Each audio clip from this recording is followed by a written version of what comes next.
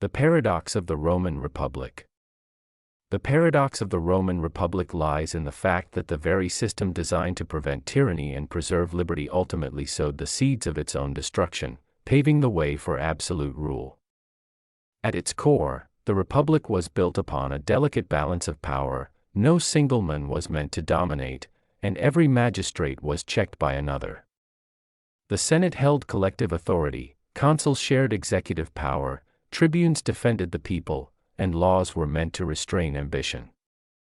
Yet it was precisely this diffusion of power, this constant tug-of-war between competing offices and social classes, that created the instability and openings through which ambitious individuals could dismantle the system from within. From the beginning, the Republic thrived on competition. Roman political life encouraged men to pursue gloria and dignitas, striving for military victories, public honors, and influence in the Senate.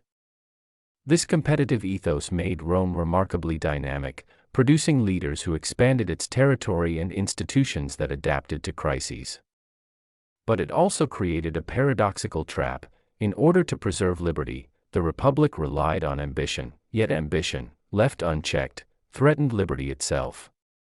The very qualities that allowed Rome to rise to power, restless competition, distrust of centralized authority, and the glorification of individual achievement, were the same forces that eventually undermined the Republic's stability. The paradox deepened in times of crisis. Rome's constitution, unwritten and flexible, contained mechanisms like the dictatorship, an office granting extraordinary powers to a single man in emergencies. Though intended as a temporary safeguard, it revealed a flaw. The Republic acknowledged that survival sometimes required suspending its own principles. Over time, military strongmen like Sulla, Pompey, and Caesar exploited this tension. They used extraordinary powers, granted in emergencies or manipulated from precedents, to reshape politics around themselves. What was once an exception became a pathway to dominance, proving that a system designed to resist kingship could, paradoxically, empower individuals to seize king-like control. Another layer of the paradox lies in Rome's social order.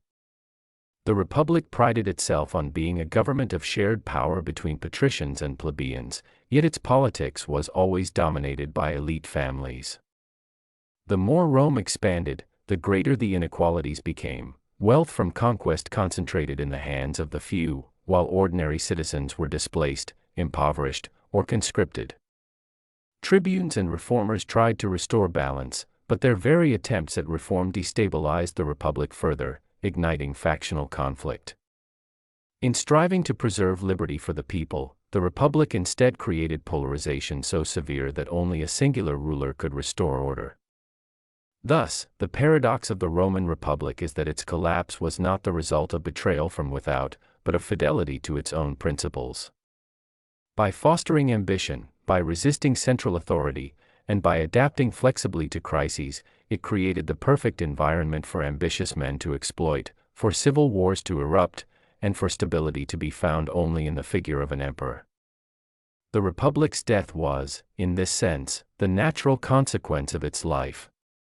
And yet the paradox does not end there. The Republic, in dying, did not truly vanish. The empire that replaced it preserved many of its republican forms. Senators still met, magistracies still existed, and emperors styled themselves as first among equals rather than kings. The Republic was gone in substance, but alive in appearance, a ghost of itself haunting the very empire it gave birth to. Rome's greatness, born of republican competition, endured under the emperors who destroyed that competition. The Trojan War Paradox. The Trojan War Paradox is one of history's great puzzles. The legendary conflict described by Homer and other ancient poets stands as one of the most influential stories in Western civilization, yet it occupies an uncertain space between history and myth, fact and fiction, memory and imagination. The paradox lies in the fact that the Trojan War is simultaneously treated as both a defining historical event of the ancient Greek world and as a mythical tale filled with gods, heroes, and supernatural interventions. It is a war that is remembered as if it truly happened, yet it remains impossible to prove in the way we prove other historical events. At the heart of the paradox is the tension between cultural memory and historical evidence. For the Greeks, the Trojan War was not merely a story but a shared point of reference for their identity, morals, and worldview. Generations of poets, playwrights, and historians spoke of it as a real war fought by their ancestors. The characters, Achilles, Hector, Odysseus, and Helen, were invoked as if they had truly lived. Yet the accounts we possess, above all Homer's Iliad and Odyssey, were written centuries after the supposed war took place. They blend human conflict with divine quarrels, making it impossible to separate historical reality from poetic embellishment. Thus, the Trojan War seems to exist in two states at once, as history and as myth. The paradox deepens when archaeology enters the picture. In the 19th century, Heinrich Schliemann excavated Hizarlik in modern Turkey and claimed to have found the ruins of Troy. Later archaeologists confirmed that a city at that site had indeed been destroyed multiple times over the centuries, and that one of these destructions roughly matched the period associated with the Trojan War. But here lies the puzzle: does the existence of a ruined city confirm Homer's story, or does it merely prove that wars were fought in that region, one of which later inspired legend? The evidence both supports and undermines the tradition. Troy existed, but whether the epic events unfolded as told, Helen's abduction, the wrath of Achilles, the wooden horse, remains forever uncertain. Another dimension of the paradox is cultural immortality. Whether or not the Trojan War occurred as described, it has shaped Western thought as though it were unquestionably real. Philosophers like Plato, dramatists like Euripides, and later empires such as Rome, which traced its origins to Trojan survivors, all treated the war as a historical touchstone. In this sense, the Trojan War has had more influence than many wars we know actually happened. The paradox is that something historically unverified can be more historically consequential than events fully documented. The story is more powerful than the fact, and that power itself grants it a kind of reality. The war's mythical embellishments also heighten the paradox. The gods in Homer's account take sides, intervene in battle, and shape destinies. These elements make the war larger than life, but they also blur its historical credibility. Was there a real Helen, or is she a personification of beauty and desire? Was Achilles a historical warrior, or a symbol of the warrior's doomed glory? When a story becomes so entangled with symbolic meaning, it becomes almost impossible to strip it back to a purely factual layer. The paradox is that its unreliability as history is the very reason it has endured so long as myth. Finally, the Trojan War paradox reveals a profound truth about history itself, that human memory is as much about meaning as it is about fact. Even if the Trojan War never occurred as told, its story has been retold, reshaped, and reinterpreted for nearly 3,000 years, influencing art, literature, and politics across civilizations. The war is both real and unreal, real in its cultural effects, unreal in its verifiable details. It demonstrates that history is not always the simple record of what happened, but also the narrative we construct about what must have happened in order to make sense of ourselves. In this way, the Trojan War paradox is the paradox of human history itself. The greatest events are often those whose facts we cannot fully know, yet whose stories we cannot stop telling. The paradox of Alexander the Great. The paradox of Alexander the Great lies in the contradiction between his extraordinary achievements and their lasting consequences. He is remembered as one of history's greatest conquerors, a visionary who created an empire stretching from Greece to India, and a unifier who spread Hellenistic culture across continents. Yet his empire collapsed almost immediately after his death, fragmenting into warring kingdoms that often betrayed his ideals. He sought to blend cultures, but his legacy of unity gave way to division. He dreamed of universal rule, but his greatness rested on destruction and conquest. The paradox, then, is that Alexander reshaped the ancient world profoundly while leaving behind almost nothing permanent of the empire he had built. From a young age, Alexander embodied ambition. Trained by Aristotle, he absorbed ideas of Greek philosophy, politics, and culture, while simultaneously being taught the practical arts of war and leadership by his father, Philip II of Macedon. At just 20, he inherited the throne and set out to achieve what no Greek before him had done: unite the fractious city-states and project power beyond the Aegean. Within a decade, he toppled the Persian Empire, the greatest political structure the world had yet seen. His conquests carried him through Asia Minor, Egypt, Mesopotamia, Persia, and into India. By the age of 30, he ruled more territory than any individual had before. His achievements were breathtakingly rapid, yet here the paradox begins: the very speed of his success ensured its fragility.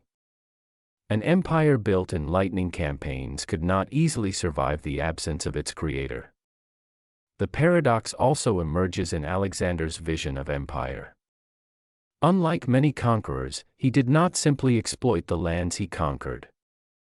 He actively sought to merge Greek and Persian cultures, marrying a Persian princess, encouraging his soldiers to intermarry, adopting elements of Persian dress and ceremony, and establishing cities, most famously Alexandria in Egypt, as beacons of Hellenistic culture. He proclaimed himself not just a Greek king but a world ruler, envisioning a kind of cosmopolitan empire that transcended ethnicity. Yet this policy of cultural fusion alienated many of his Macedonian companions, who saw him as betraying their traditions. To the Greeks, he was becoming barbarized; to Persians, he was still an outsider. His dream of unity bred resentment from both sides.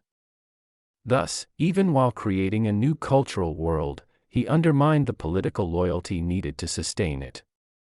Another layer of the paradox is Alexander's relationship with divinity and mortality. He cultivated the image of being semi-divine, claiming descent from Zeus and demanding forms of worship usually reserved for gods. To some, this bolstered his authority, presenting him as a universal sovereign above ordinary rulers. To others, especially his Macedonian troops raised in more egalitarian traditions, this divine pretension was deeply troubling. They had followed him as their king and general, but now he asked for obeisance as though he were a god.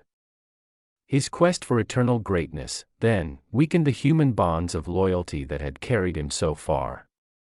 His mortality, he died at just 32, brought his grand vision crashing down, showing the fragile foundation of rule built upon charisma and myth. The paradox deepens when we consider Alexander's legacy. On the one hand, his empire dissolved into pieces almost instantly after his death, carved up by his generals, the Diadochi, who spent decades fighting each other for supremacy. His own descendants were quickly eliminated, and the unified empire he dreamed of vanished as though it had never existed. On the other hand, the cultural world he created, the Hellenistic age, endured for centuries. Greek language, art, and science spread across the Mediterranean and Near East, shaping civilizations from Egypt to India. Alexandria in Egypt became a center of learning, home to its legendary library. Greek ideas mingled with Eastern traditions, influencing philosophy, mathematics, medicine, and religion. Thus, Alexander's political achievement evaporated almost overnight. While his unintended cultural achievement shaped the ancient world for generations. His empire failed, but his influence endured. There is also the paradox of liberation and conquest. Alexander often presented himself as a liberator, freeing cities from Persian domination and restoring their autonomy. In places like Egypt, he was welcomed as a deliverer, even hailed as a pharaoh. Yet his liberation was also conquest; he replaced one master with another. His campaigns left trails of devastation, slaughter, and forced resettlement. Cities that resisted, such as Tyre and Thebes, were annihilated. Thus, he was celebrated as a hero of freedom while practicing ruthless domination. His legacy is caught between these two poles, liberator and tyrant, visionary and destroyer. In memory, too, the paradox persists. For centuries, Alexander has been revered as the model of heroic ambition, the figure who proved that one man could change the world. He has been admired by Julius Caesar, Napoleon, and countless others who sought to emulate him. Yet his story is also a cautionary tale of overreach, of a dream too vast to last, of greatness that consumed itself. He embodied both the glory and the futility of conquest, a man who won the world but could not hold it, who spread civilization while unleashing destruction, who sought eternity but was undone by mortality. In essence, the paradox of Alexander the Great is that his greatness was both real and illusory. He changed the course of history, yet his empire collapsed with him. He preached unity but fostered division. He embodied both the highest ideals of cultural exchange and the raw brutality of conquest. He became immortal in memory, but his achievements proved ephemeral in reality. His paradox is the paradox of all empire, that the pursuit of lasting glory often ensures transience, and that the greatest conqueror in history left behind not an empire of power, but an empire of ideas. The paradox of Napoleon's defeat. Napoleon's defeat is one of history's most striking paradoxes because it illustrates how the very qualities that made him invincible eventually ensured his downfall. To understand this contradiction, we must consider the trajectory of his rise, the nature of his power, and the dynamics that transformed his strengths into weaknesses. Napoleon was not an ordinary ruler, he was the product of a revolution that swept away the old order and promised liberty, equality, and fraternity. His early campaigns were brilliant, marked by speed, audacity, and the ability to anticipate and outmaneuver his enemies. In Italy and Egypt, and later at Austerlitz, Jena, and Wagram, he demonstrated a mastery of war that few commanders in history could rival. Each victory reinforced his legitimacy, strengthened his grip on France, and expanded his influence across Europe. But therein lay the seed of the paradox. Napoleon's authority rested not on tradition or divine right but on success.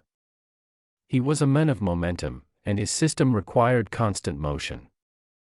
Stability, for him, was a form of decay. Every triumph created the expectation of another, every conquest increased the need for further conquests to sustain his empire.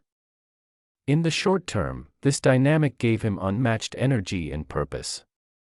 In the long term, it was a trap, because an empire built on expansion must either grow or collapse. Unlike a hereditary monarch who could preserve his throne through compromise, Napoleon was compelled to seek absolute dominance. This compulsion drove him beyond the limits of prudence and turned his greatest gift, his strategic audacity, into a fatal liability. At first, his imperial vision seemed unstoppable.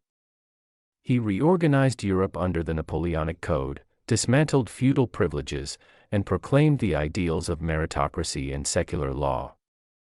Yet the same mission that presented him as a liberator made him an oppressor when his empire hardened into domination.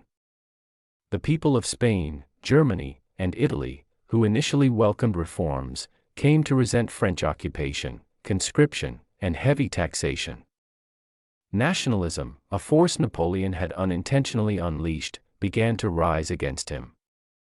His attempt to strangle Britain economically through the continental system demanded the obedience of all European states, but compliance was uneven and resistance inevitable. This system, born from his genius for bold solutions, provoked widespread discontent and created new enemies. The paradox becomes most vivid in the Russian campaign of 1812. Napoleon believed that the same daring that had brought him glory before would secure victory again. His confidence, once his greatest strength, blinded him to the scale of the challenge. He marched into Russia with the largest army Europe had ever seen, expecting a quick, decisive battle. Instead, he confronted an enemy who refused to engage, vast distances that swallowed supply lines, and a winter that annihilated his forces. His genius for battle could not overcome geography, climate, and attrition. What had once been his power, speed, aggression, relentless pursuit, became his ruin when he advanced too far and could not retreat without catastrophe. After Russia, his empire unraveled with astonishing speed. Former allies turned against him, nationalist uprisings spread, the aura of invincibility that had shielded him for a decade vanished. Yet even in defeat, the paradox endured. Napoleon fell because he was too successful. His ambitions, which had once propelled him to glory, outgrew the capacity of any system to sustain them. His insistence on absolute control created coalitions of resistance, his victories inspired the nationalism that destroyed him, his reforms survived even as his empire collapsed. Europe restored its monarchies, but it could not erase the legal and social changes Napoleon had introduced. The old order returned in form, not in spirit. Thus, Napoleon's defeat was not a simple reversal of fortune but the inevitable consequence of his own greatness taken to its extreme. He was undone by the very forces that had made him supreme, his genius, his ambition, his faith in his destiny. His life remains a study in the limits of power and the tragic irony that success, when pursued without restraint, carries within it the seeds of its own destruction. The paradox of historical memory. The paradox of historical memory is the contradiction at the heart of how societies remember their past. Memory is indispensable for shaping identity, values, and continuity, yet it is also selective, distorted, and often constructed in ways that obscure as much as they preserve. In other words, remembering history both connects us to what has been and simultaneously estranges us from what actually happened. It gives us a sense of stability, but it does so by filtering, reshaping, and mythologizing events until they no longer correspond neatly with reality. At one level, the paradox begins with the simple fact that memory is never neutral. Individuals forget details, exaggerate experiences, and reshape recollections to fit present needs. Societies do the same. Nations memorialize certain events, victories, revolutions, heroic sacrifices, while silencing or downplaying defeats, atrocities, or internal divisions. A war may be remembered as a noble struggle for freedom by one generation, but as a brutal conquest or a tragic mistake by another. Thus, collective memory serves as both an anchor of identity and a screen that obscures uncomfortable truths. The paradox lies in the way memory both preserves the past and edits it beyond recognition. The paradox also emerges in how forgetting is itself essential to memory. For memory to have meaning, certain details must be emphasized while others fade away. The French philosopher Ernest Renan once observed that nations are built as much on shared forgetting as on shared remembering. For instance, modern European nations often unite around proud historical episodes while tacitly forgetting centuries of civil wars, persecution, and colonial violence. What is remembered gives coherence, what is forgotten makes coherence possible. Thus, memory both sustains identity and erases elements of the past that could destabilize it. Another layer of the paradox is temporal. Historical memory is shaped not only by what happened but by what later generations need it to mean. The memory of the American Civil War, for example, shifted dramatically over time. Immediately after, it was remembered as a bitter conflict over slavery and union. Decades later, in the South, it was reimagined as a struggle for states' rights and valorized through the lost cause myth. The same event generates multiple, even contradictory, memories, depending on the era. Paradoxically, historical memory changes while presenting itself as timeless. The paradox also reveals itself in monuments, rituals, and commemorations. A monument erected to honor a hero or event often tells us less about the past itself than about the values of the generation that built it. A statue of a general may celebrate national unity in one era, but in another era, the same statue may be seen as a symbol of oppression. Thus, memorials, designed to preserve memory, are themselves subject to forgetting, reinterpretation, or destruction. What was meant to fix memory in stone proves to be just as fluid as the collective imagination it represents. Cultural trauma amplifies this paradox. Events such as the Holocaust, the Armenian Genocide, or the Atlantic slave trade demand remembrance so that they are never repeated. Yet the act of remembrance often transforms these horrors into symbols or narratives that can distance later generations from the raw suffering itself. Over time, memory may turn from lived pain into ritualized commemoration, creating the danger of hollowing out the very reality it seeks to preserve. To remember fully is impossible, to forget entirely is unthinkable. Societies live in the tension between these two extremes. Finally, the paradox of historical memory shows us that forgetting can sometimes be as necessary as remembering. Individuals and nations cannot carry the entire weight of the past without paralysis. Forgetting provides the possibility of renewal, of moving forward, of reimagining. Yet forgetting also risks repetition of past mistakes, since what is not remembered is often reenacted. Thus, memory is both the foundation of wisdom and a source of distortion. Forgetting is both dangerous and liberating. In essence, the paradox of historical memory is the contradiction that history, as we inherit it, is never the past itself but the remembered, and therefore reshaped, version of it. It is the paradox that memory is necessary for identity yet unreliable as a record, that forgetting destroys truth but also makes continuity possible, and that the very act of remembering often changes the meaning of what is remembered. Societies cannot live without memory, but they also cannot live with memory in its raw, unfiltered form. The paradox of the French Revolution. The paradox of the French Revolution lies in the contradiction between its ideals and its outcomes.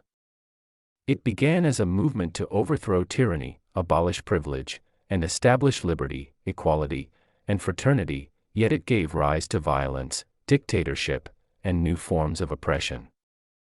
It promised universal human rights, but it unfolded through the guillotine and the terror.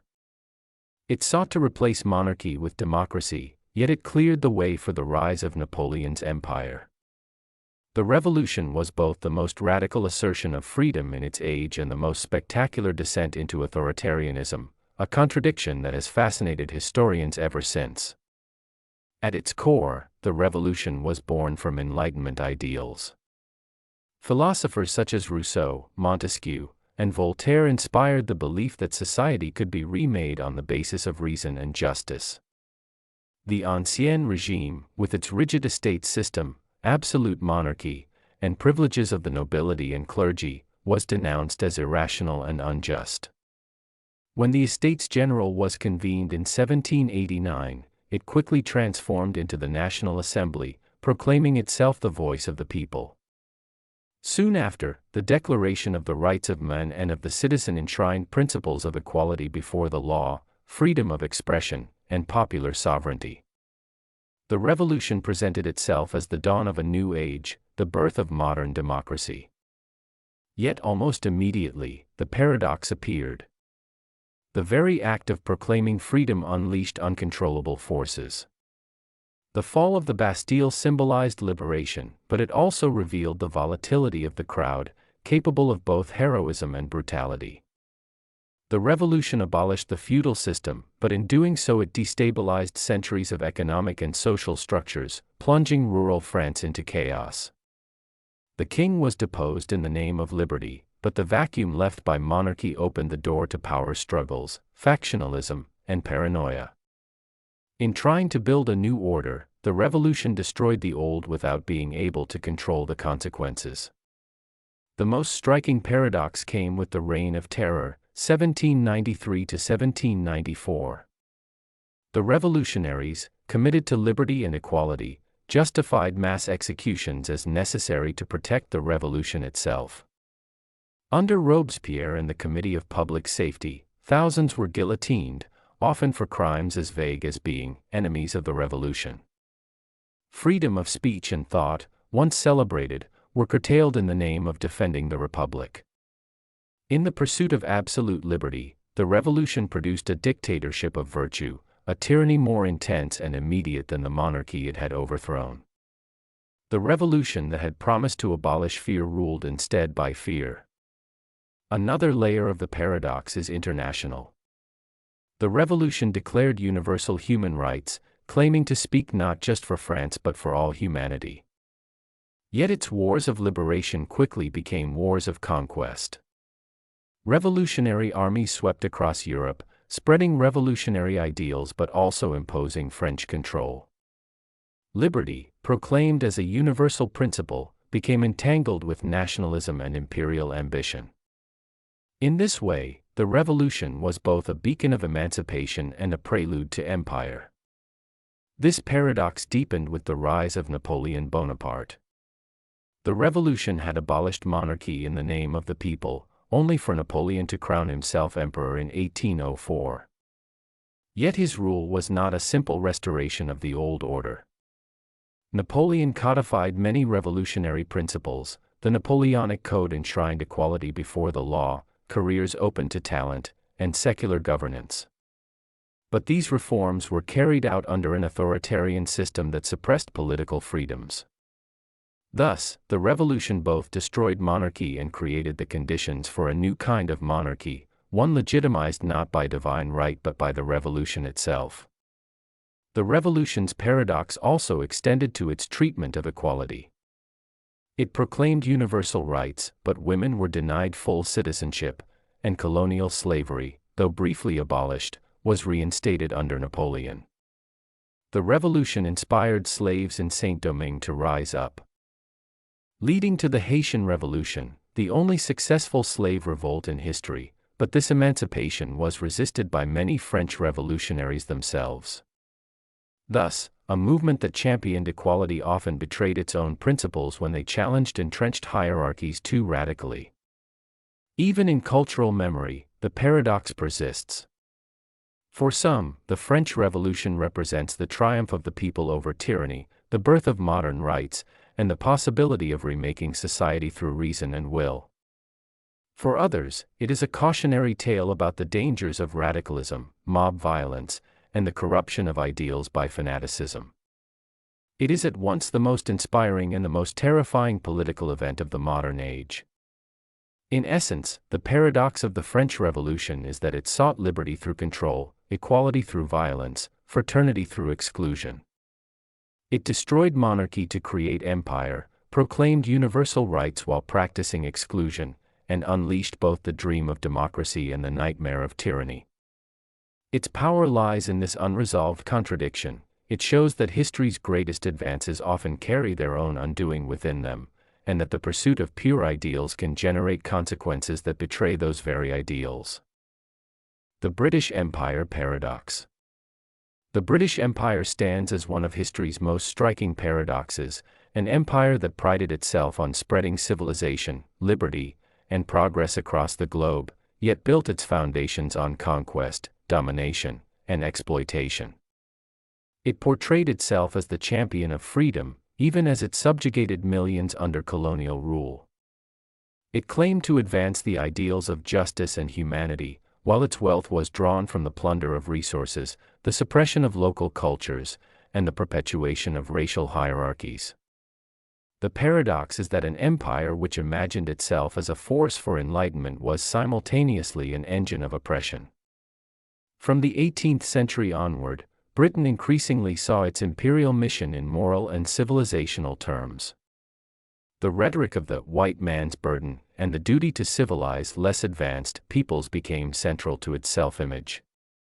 British administrators, missionaries, and intellectuals presented the empire as a benevolent enterprise, bringing law, education, railways, and modern governance to regions deemed backward. The abolition of the transatlantic slave trade in 1807 and slavery itself in 1833 reinforced this narrative, allowing Britain to cast itself as a global champion of human rights. To many in Britain, the empire was not a structure of domination but a moral project, a gift of progress to the world. Yet this idealized vision masked a far more complex and darker reality. The very wealth that enabled Britain's industrial and cultural achievements was rooted in centuries of colonial extraction. India, the crown jewel of the empire, was systematically drained of its resources to enrich Britain's economy, leaving behind poverty and famine in its wake. The empire's involvement in the opium trade, forcing China to accept narcotics under threat of military force, revealed the raw commercial motives that lay beneath lofty claims of moral superiority. In Africa, the so-called civilizing mission often translated into forced labor, land seizure, and cultural erasure.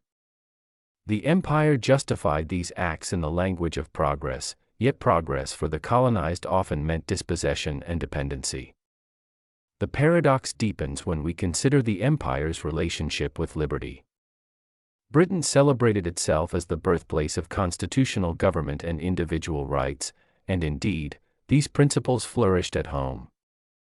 Parliamentary institutions, the rule of law, and free trade were held up as universal ideals. But the empire did not extend these liberties to its subjects. In India, political dissent was crushed through censorship and repressive laws. In Ireland, demands for autonomy were met with military force.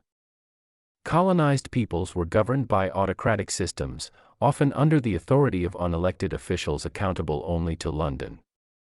The empire's structure was inherently hierarchical, built on a racial ideology that deemed some peoples fit to rule and others destined to be ruled. The contradiction was glaring. The same empire that boasted of Magna Carta and habeas corpus denied basic political rights to the majority of those under its dominion. Even the narrative of economic progress reveals its own contradictions.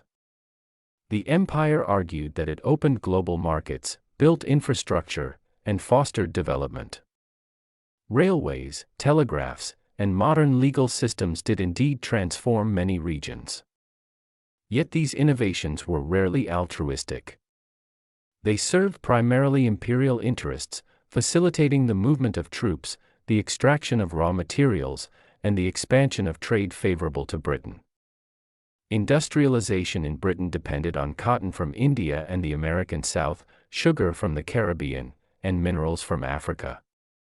The prosperity of the imperial center was inseparable from the underdevelopment of its peripheries.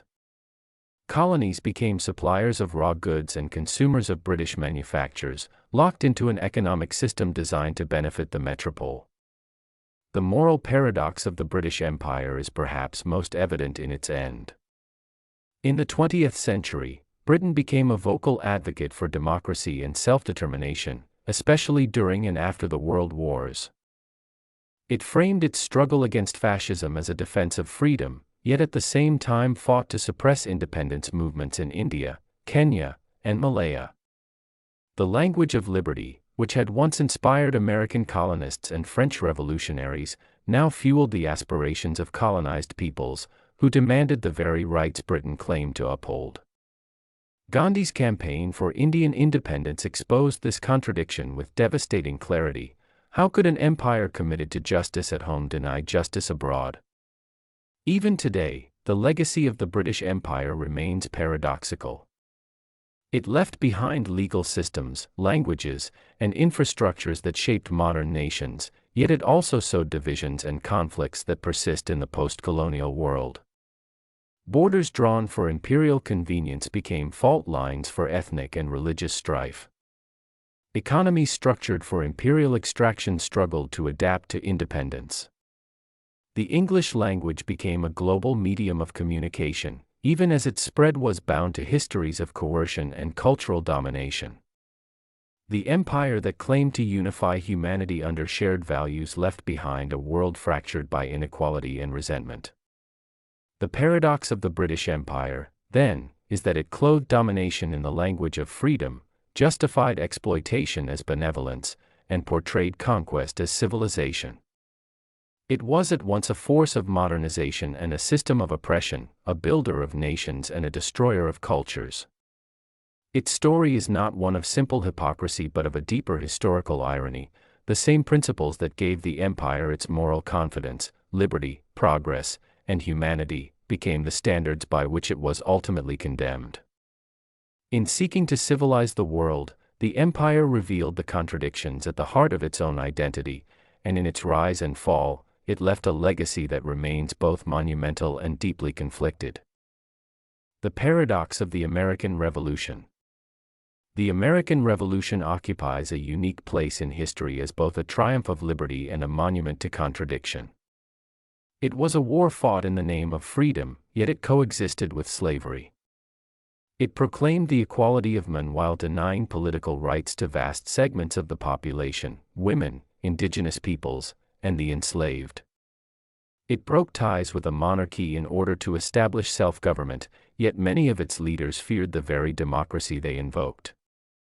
These contradictions form the paradox at the heart of the American Revolution, a movement that expanded human liberty while simultaneously circumscribing it.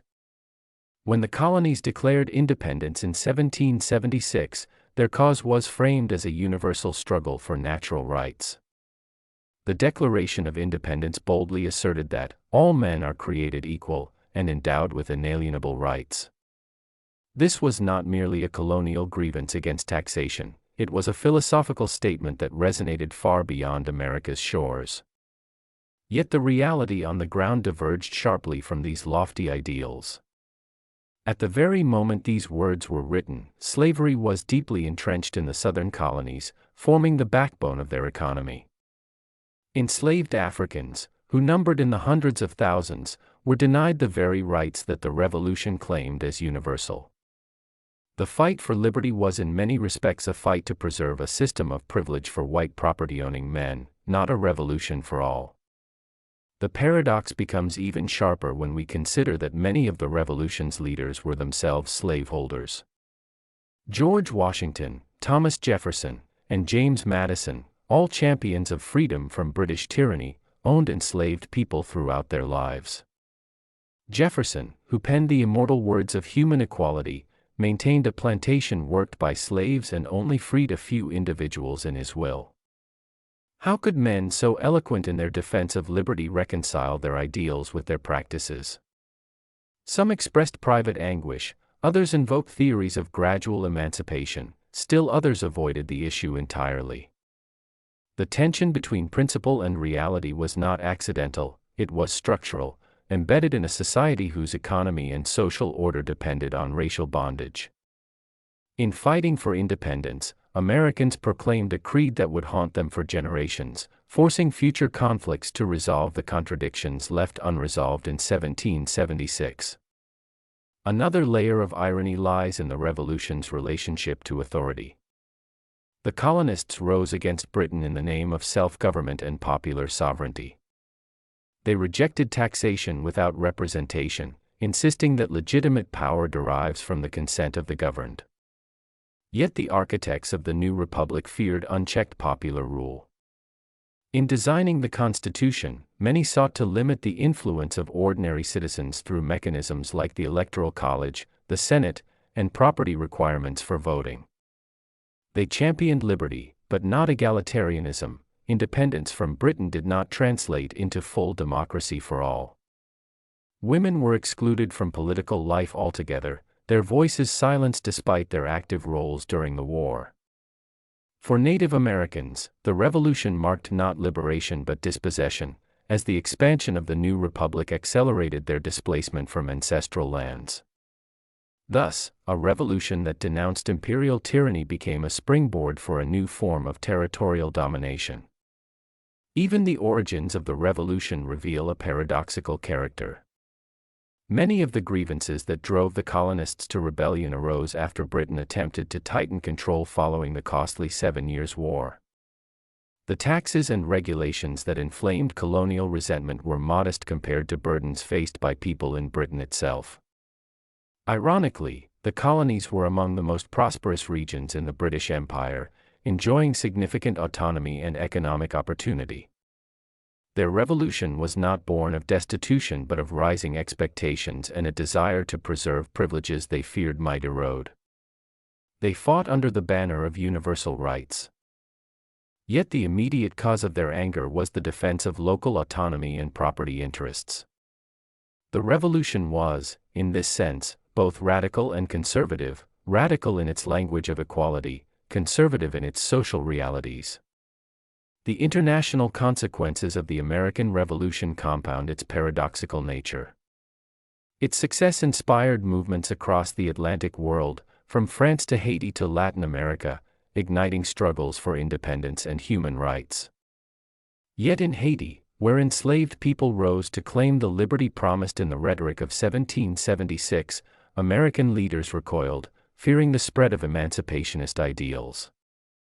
The United States, born in revolution, became wary of revolutions elsewhere, particularly those that threatened its racial order. It celebrated freedom as a national creed while constructing a society where that freedom was unevenly distributed. The paradox of the American Revolution, then, is not a minor inconsistency but the central drama of its legacy. It was a revolution that advanced the cause of human liberty on a global scale while leaving intact profound structures of inequality. It created a republic that enshrined principles of popular sovereignty and individual rights, yet circumscribed them in practice. Its ideals were expansive, its realities narrow. This tension did not vanish with independence.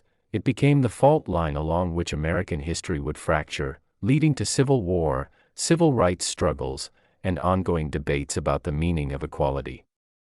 The revolution stands as both a beacon and a challenge, a moment when humanity glimpsed universal freedom but could not yet bear its full implications. The paradox of the Crusades.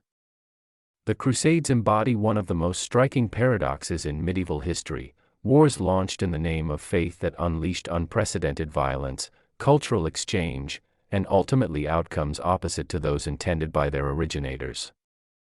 They were conceived as acts of piety, sanctified by the promise of spiritual salvation, yet they brought devastation, greed, and cruelty on a massive scale.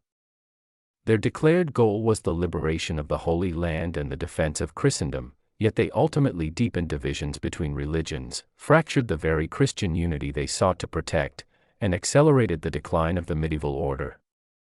In the process, they bridged worlds that had long been separated, fostering intellectual and economic transformations that neither side anticipated.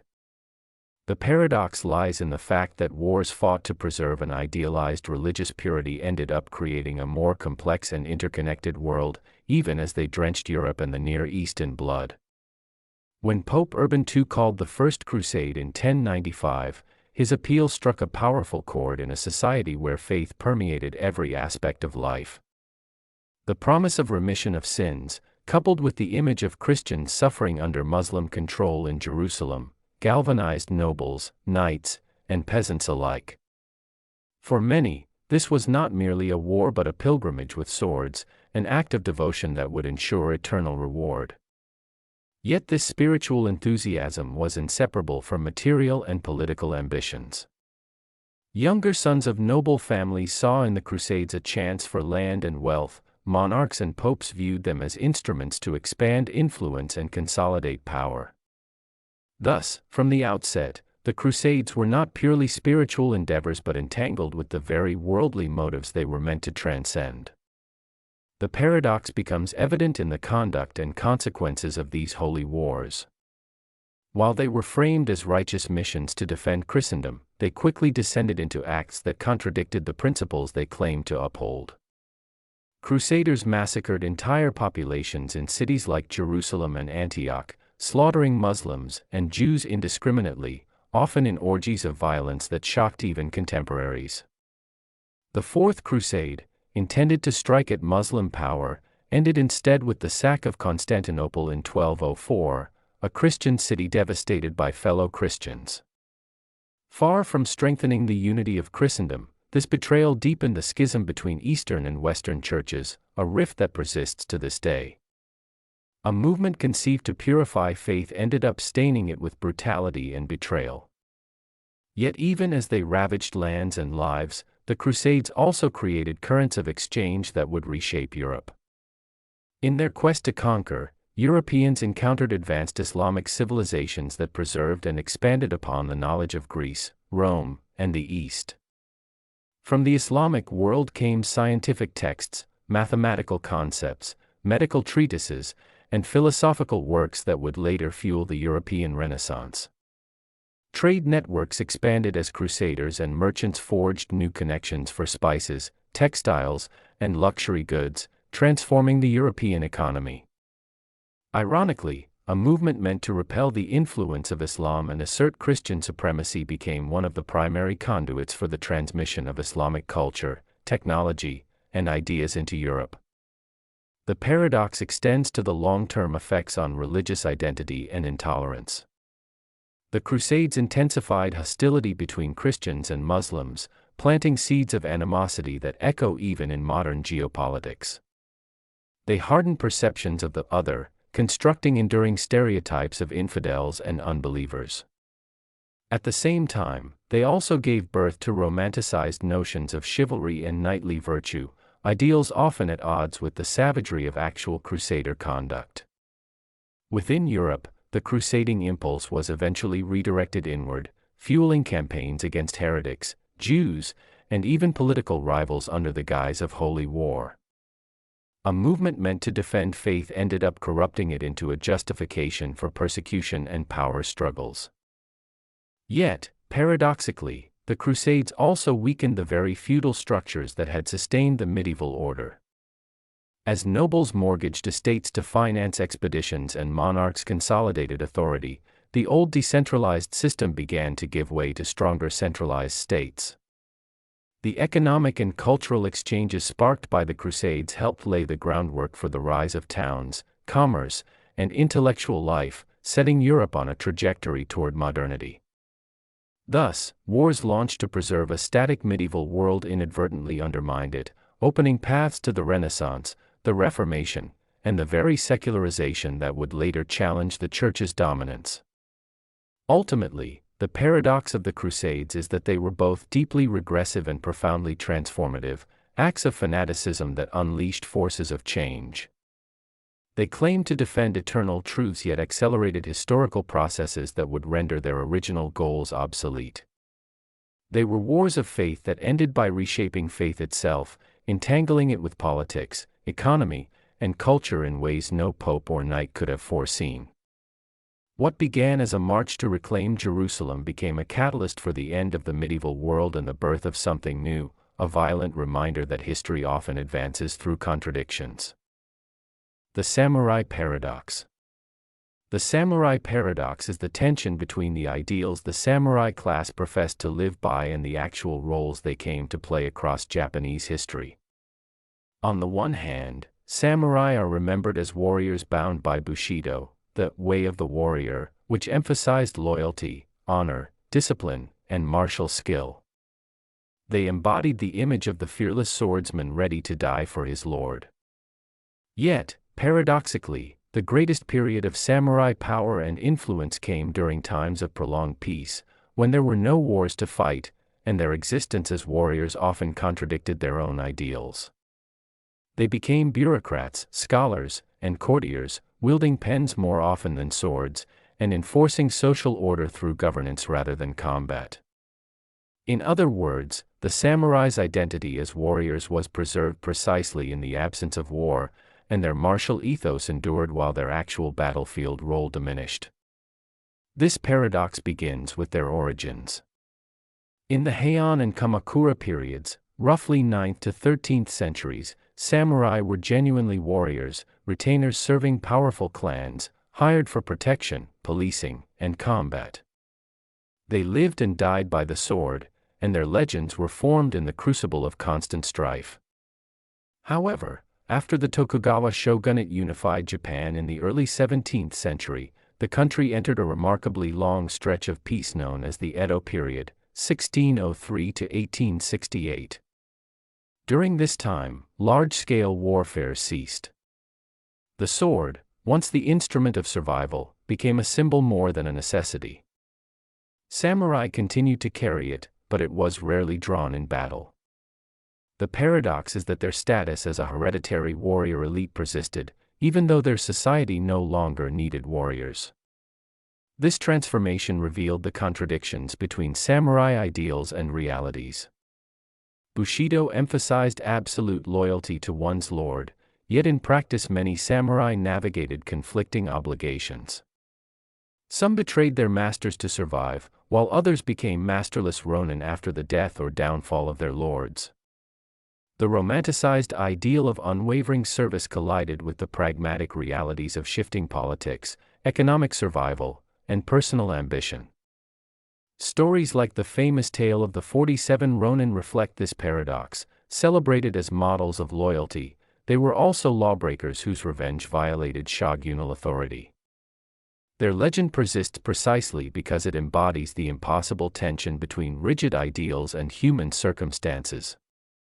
Economically, the paradox deepened.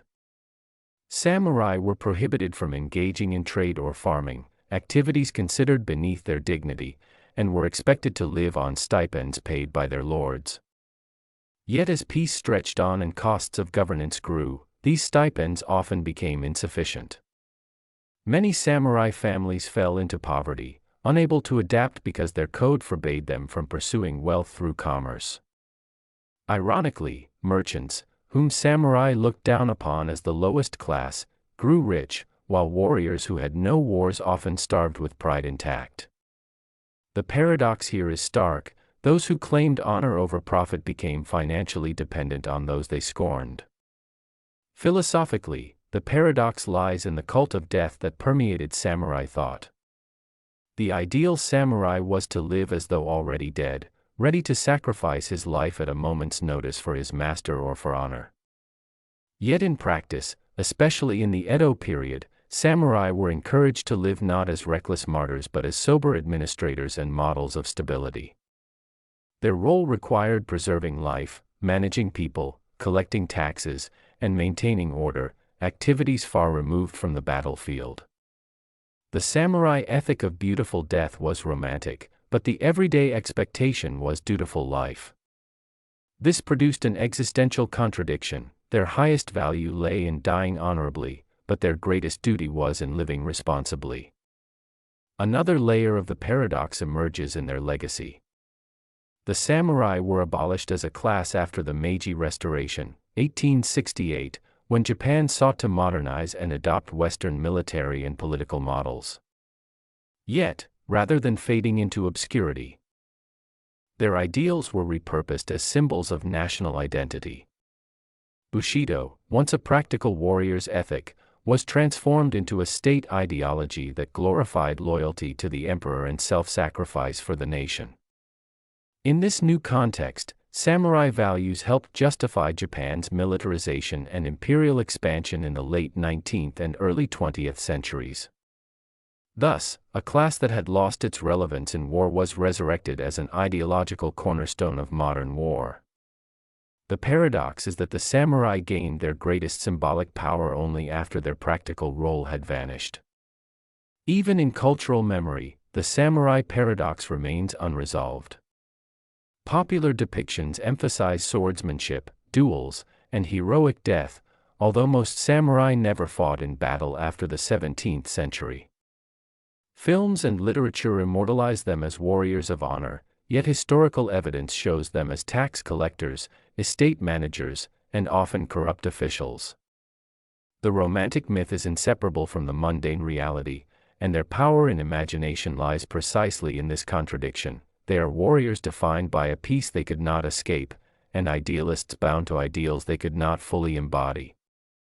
In essence, the samurai paradox is that the samurai were most venerated as warriors in eras when they did not fight, and their values endured not because of their fidelity to martial combat but because of their ability to be transformed, reinterpreted, and mythologized. They lived by a code of death but thrived in a society of peace, prided themselves on rejecting commerce yet relied on it, and vanished as a social class only to become immortal as a cultural archetype. Their paradox is the paradox of history itself, ideals outlasting realities, and myths proving more enduring than the circumstances that birthed them. The paradox of the scientific revolution. The paradox of the scientific revolution lies in the profound contradiction between its emancipatory power and its unintended consequences. On the one hand, the scientific revolution of the 16th and 17th centuries is celebrated as a turning point in human history, a moment when reason, observation, and experimentation replaced superstition, authority, and blind tradition.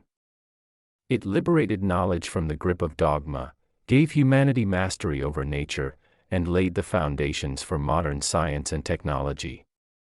Yet, on the other hand, This revolution in thought also created new forms of control, inequality, and destruction. It expanded human freedom while simultaneously binding humanity to new systems of power, rationality, and exploitation. Thus, the paradox, the very revolution that promised enlightenment, also ushered in new shadows of domination. At its core, the scientific revolution was about shifting authority. For centuries, knowledge in Europe had been grounded in the writings of ancient thinkers such as Aristotle and Ptolemy, and in the teachings of the Church. Truth was received, not discovered; it rested on tradition and faith. The scientific revolution shattered this worldview. Figures such as Copernicus, Galileo, Kepler, and Newton redefined the cosmos not as a fixed, divinely ordered system, but as a universe governed by discoverable natural laws. Francis Bacon urged that knowledge must be pursued through observation and experimentation rather than reliance on authority. This was an act of intellectual liberation. Humanity no longer needed to submit to inherited wisdom but could seek truth through its own efforts. In this sense, the revolution was a triumph of freedom. But freedom in knowledge quickly revealed its paradox. By uncovering the laws of nature, science gave humanity power to manipulate the world in unprecedented ways. This power expanded horizons, improving medicine, agriculture, navigation, and industry. Yet it also created new hierarchies and forms of control. Knowledge was increasingly concentrated in institutions, academies, and states that funded scientific inquiry for practical ends, often military, economic, or imperial. The telescope and the microscope expanded human perception, but the compass, cannon, and ship powered conquest. The same scientific advances that liberated minds also enabled empires to dominate continents, economies, and peoples. What was framed as universal progress was, in practice, uneven, benefiting some while subjugating others. The paradox deepened in the relationship between science and religion. The scientific revolution is often portrayed as the moment when rational inquiry triumphed over religious dogma. Galileo's trial before the Inquisition epitomizes this narrative of conflict. Yet the reality was more complex. Many scientific pioneers, including Galileo, Kepler, and Newton, were deeply religious, seeking in the laws of nature the fingerprints of God. Far from destroying faith, science often reinforced it by portraying the universe as a rational, ordered creation. The paradox lies in the dual legacy. Science broke the authority of religion in matters of knowledge, but in doing so, it also provided new arguments for belief. Religion was both challenged and renewed, undermined and revitalized by the very revolution that seemed to oppose it. Another dimension of the paradox emerges in the concept of progress. The scientific revolution created a new narrative of history, that humanity was not bound by tradition but could advance indefinitely by applying reason and knowledge. This was profoundly empowering, laying the foundations of the Enlightenment and modernity. Yet it also fostered a kind of hubris, a belief in the inevitability of progress, the supremacy of reason, and the capacity of science to solve all problems. The same rationality that explained the orbits of planets was later applied to human beings, giving rise to scientific racism, eugenics, and social engineering. Science that promised to free humanity from ignorance became an instrument of oppression when misapplied to justify inequality. The paradox is also technological. The discoveries of the scientific revolution paved the way for the Industrial Revolution, which radically transformed human society. Industry brought unprecedented wealth, mobility, and productivity, fulfilling the dream of science harnessed for human betterment. But it also unleashed exploitation of labor, environmental destruction, and new forms of alienation. The mastery of nature, once celebrated as liberation, became a source of existential peril as humanity consumed its own environment. In this sense, the scientific revolution liberated humanity from natural limits only to bind it in new chains of dependency, on machines, fuels, and systems that it could not easily escape. Equally striking is the paradox of accessibility. The scientific revolution expanded the possibility of knowledge to all, undermining closed traditions of authority.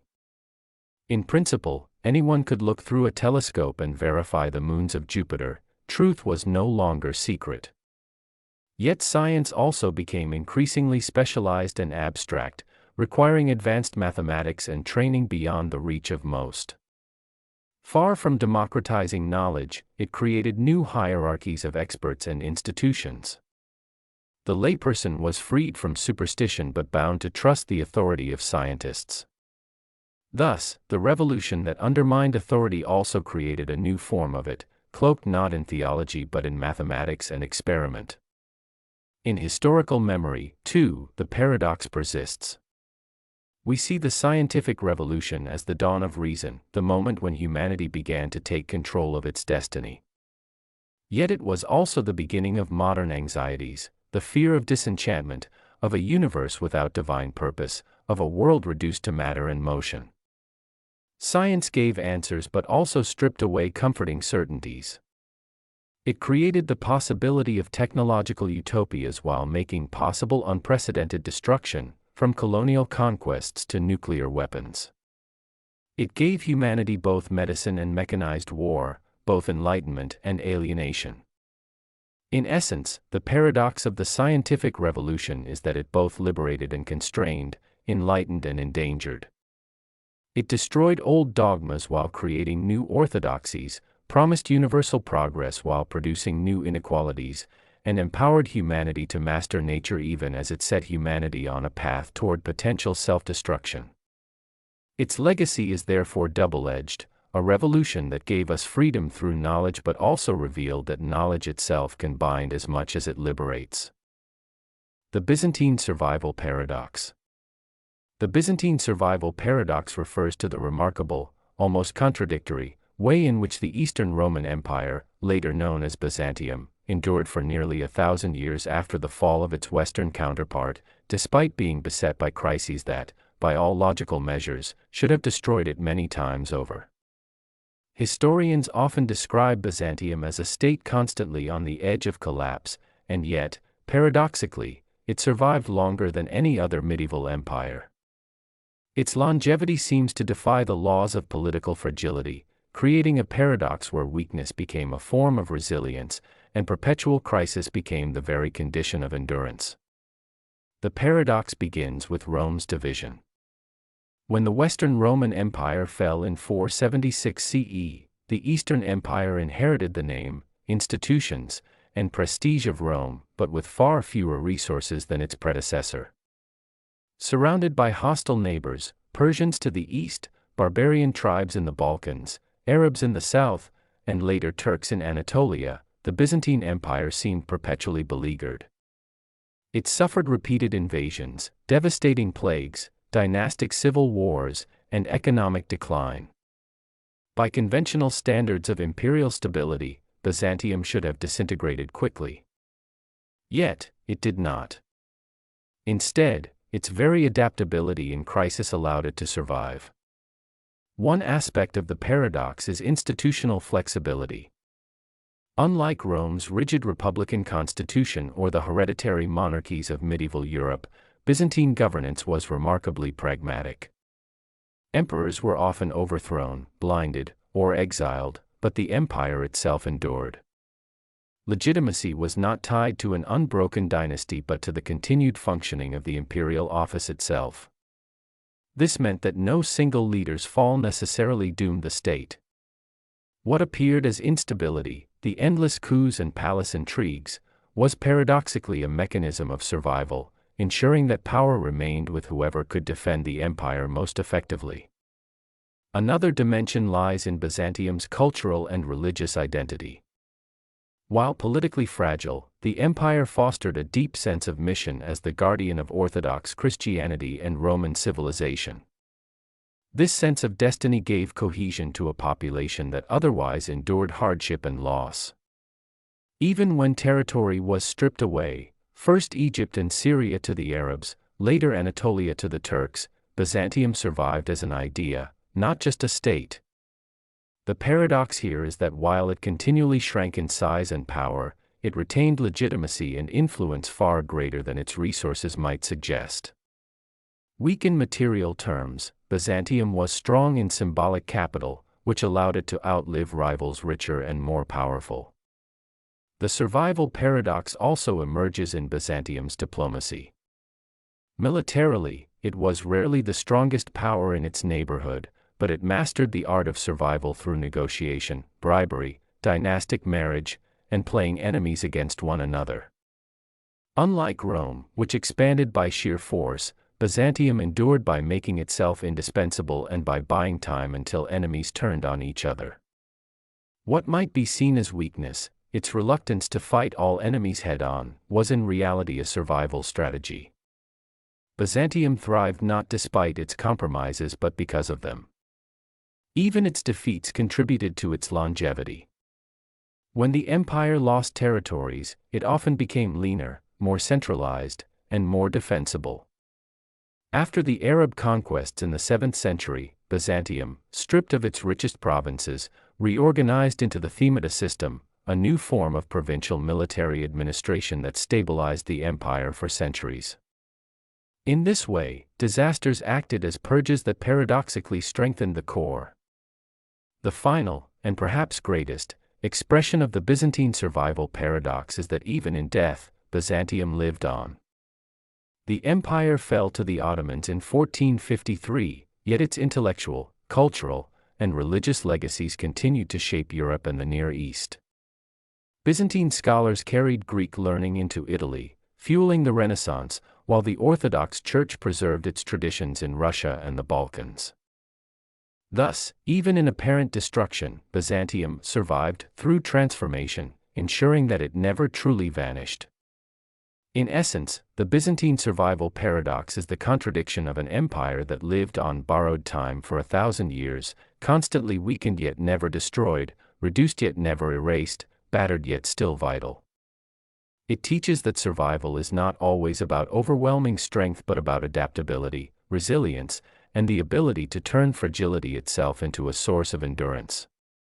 Byzantium should not have lasted, but it did, longer than anyone expected, and in that lies its paradox.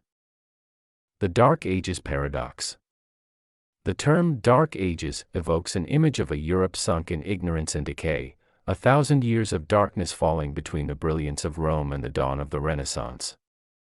For centuries, this notion dominated historical imagination, a world where learning died, cities crumbled, and progress came to a halt.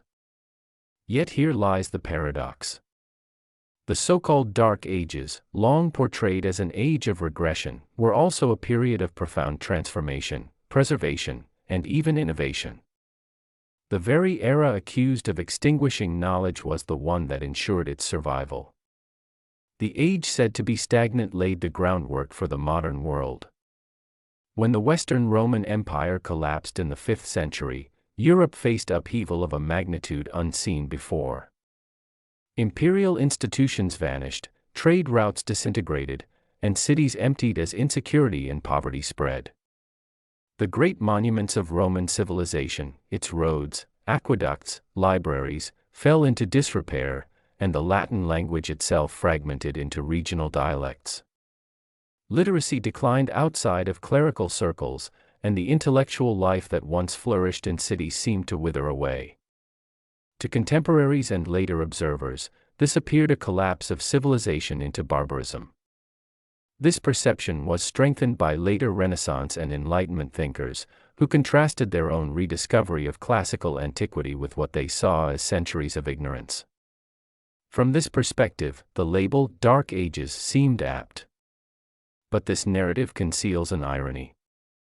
In the very centuries deemed dark, the foundations of Europe's future were being laid. Monasteries, often isolated and modest, became the guardians of learning, copying manuscripts that might otherwise have vanished forever.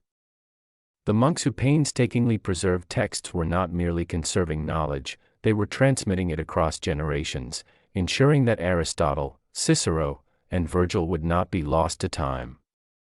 At the same time, new forms of culture began to emerge. The Latin of the Church evolved into the vernacular languages, French, Italian, Spanish, that would one day shape European literature. Gothic architecture, which would eventually rise in the High Middle Ages, had its origins in the experimental forms of this earlier period. Far from being static, this age was fermenting with gradual but profound change. The paradox deepens when we consider technology. While the classical world is often idealized as a pinnacle of human achievement, many of the innovations that transformed medieval society, such as the heavy plow, the horse collar, and water-powered mills, did not exist in Rome. These were inventions of the so-called Dark Ages, and they revolutionized agriculture, increasing productivity and making possible the population growth of later centuries. The decentralized political structures that replaced Rome's imperial unity may appear primitive compared to the grandeur of the Caesars, yet feudalism provided a new framework for social organization in a fragmented world. It was an adaptive response, not simply a decline. Even in the realm of ideas, this period was not as barren as legend suggests. The early medieval synthesis of Christian theology with remnants of classical philosophy laid the groundwork for the scholastic tradition that would dominate the universities of the High Middle Ages. Thinkers such as Augustine in late antiquity and later Boethius bridged the gap between ancient and medieval thought, while Irish and Anglo-Saxon scholars kept alive traditions of learning that would later influence continental Europe.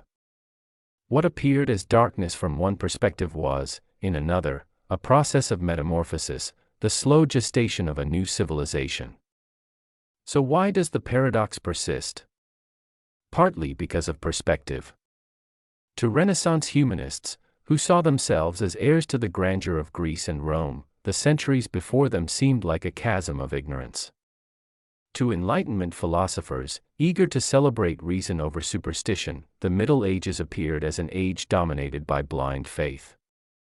These judgments were less about historical reality than about the needs of later ages to define their own identity by contrast. Modern historians now recognize that the Dark Ages were not uniformly dark, nor were they an unbroken era of decline. They were a time of contraction, yes, but also of continuity and invention, a crucible in which Europe was remade. The paradox, then, is that the age condemned for its darkness was indispensable to the light that followed. The collapse of Rome did not end history, it transformed it. The preservation of knowledge in monastic scriptoria, the emergence of new social systems, the slow evolution of languages, and the birth of technologies unknown to antiquity, these developments were not interruptions of progress but its precondition. Without the Dark Ages, there would have been no Renaissance, no modern Europe. The darkness, as it turns out, was not an absence of light but the shadow cast by a world in transition, an age misunderstood because its work was not the dazzling brilliance of sudden achievement but the quiet, patient labor of laying foundations. The Discovery Paradox.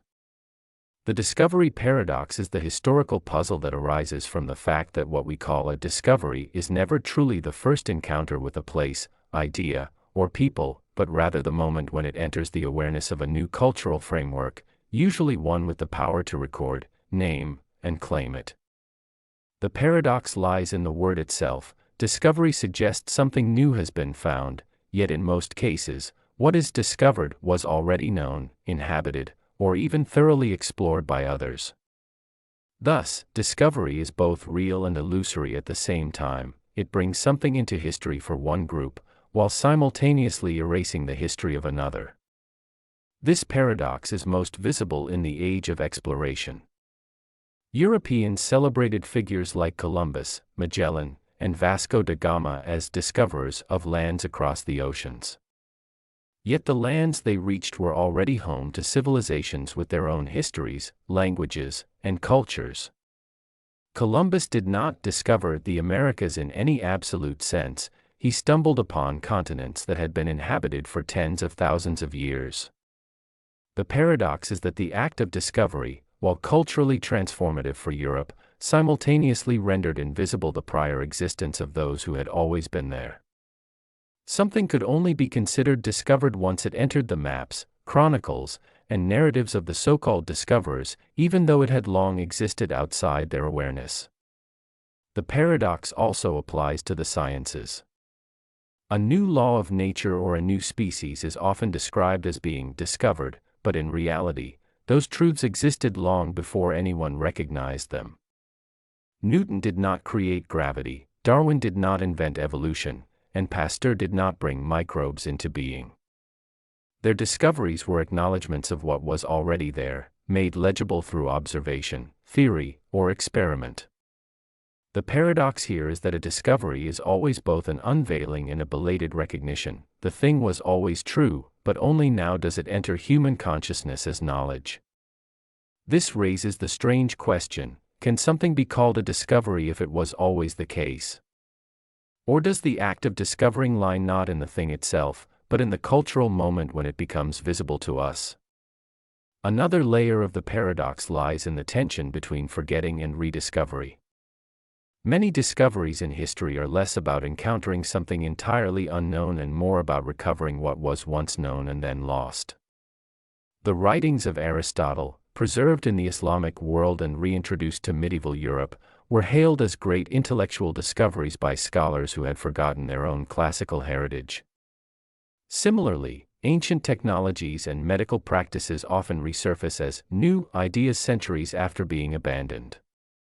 The paradox, then, is that discovery sometimes means rediscovery, where the novelty lies not in the thing itself but in the cycle of human memory and forgetting. This paradox also exposes power dynamics. The right to discover is usually reserved for those who can impose their narrative upon the world. European explorers were not the first to reach many of the places they landed, but they were the ones whose empires, maps, and records had the authority to redefine global history around their perspective.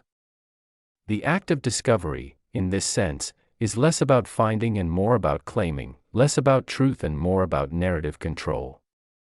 The paradox lies in how discovery simultaneously expands knowledge while erasing the knowledge of others. In essence, the discovery paradox challenges our understanding of historical firsts.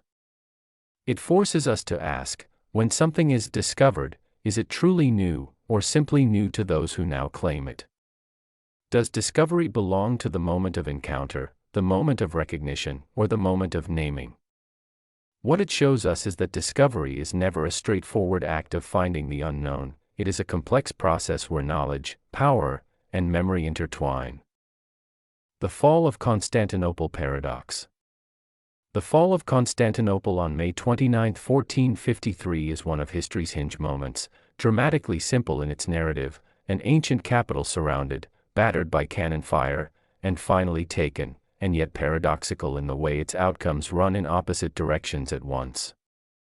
The city's capture by Sultan Mehmed II ended the Byzantine Empire, an imperial line that traced itself to Rome, and thus seems like a decisive rupture closing an era. At the same time, the fall set in motion changes that made it simultaneously an ending and a beginning. It hastened the rise of new polities and cultures, transmitted Byzantine learning into the West, transformed warfare and trade, and produced continuities inside the Ottoman state that preserved much of the old city's social and administrative life. The paradox is that one event can be both cataclysm and creative fulcrum, the destruction of a polity and the seedbed of new empires, governmental practices, and cultural flows. The paradox begins with the obvious contrast between mythic impregnability and sudden defeat. For more than a millennium, Constantinople was famed for its massive double walls, formidable sea defenses, and strategic geography, features that allowed it to survive sieges that felled many other capitals. Yet in 1453 those same walls, weathered by centuries and undermanned by a hollowed empire, proved vulnerable to a new military technology and an unusually resolute adversary. The Ottomans brought enormous bombards, large bronze and iron cannon whose most famous maker is the Hungarian or Transylvanian engineer often called Orban, and used both persistent artillery bombardment and tactical innovations, including hauling ships overland into the Golden Horn to bypass the defensive chain, to breach the long-standing advantages of masonry fortifications. The paradox, A city built to withstand the world fell because an older defensive genius collided with a newer offensive technology, and that single clash announced the obsolescence of an entire style of medieval fortification while inaugurating modern artillery centrality in siegecraft. Another strand of the paradox is political and demographic. The Byzantine state that fell in 1453 was a shadow of its former self, territory contracted, treasury depleted, population reduced, yet its capital had an outsized symbolic weight. The empire's long survival despite decline helped create the illusion that its final fall must be a simple extinguishing. But that collapse did not erase Byzantine cultural imprints.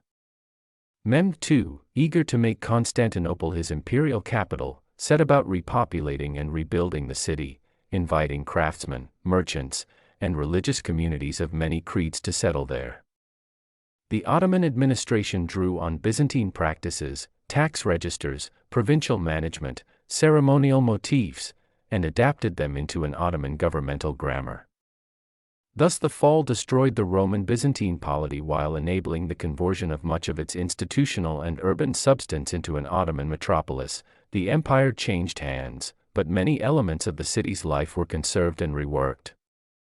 The paradox: conquest produced continuity. The cultural paradox is equally striking.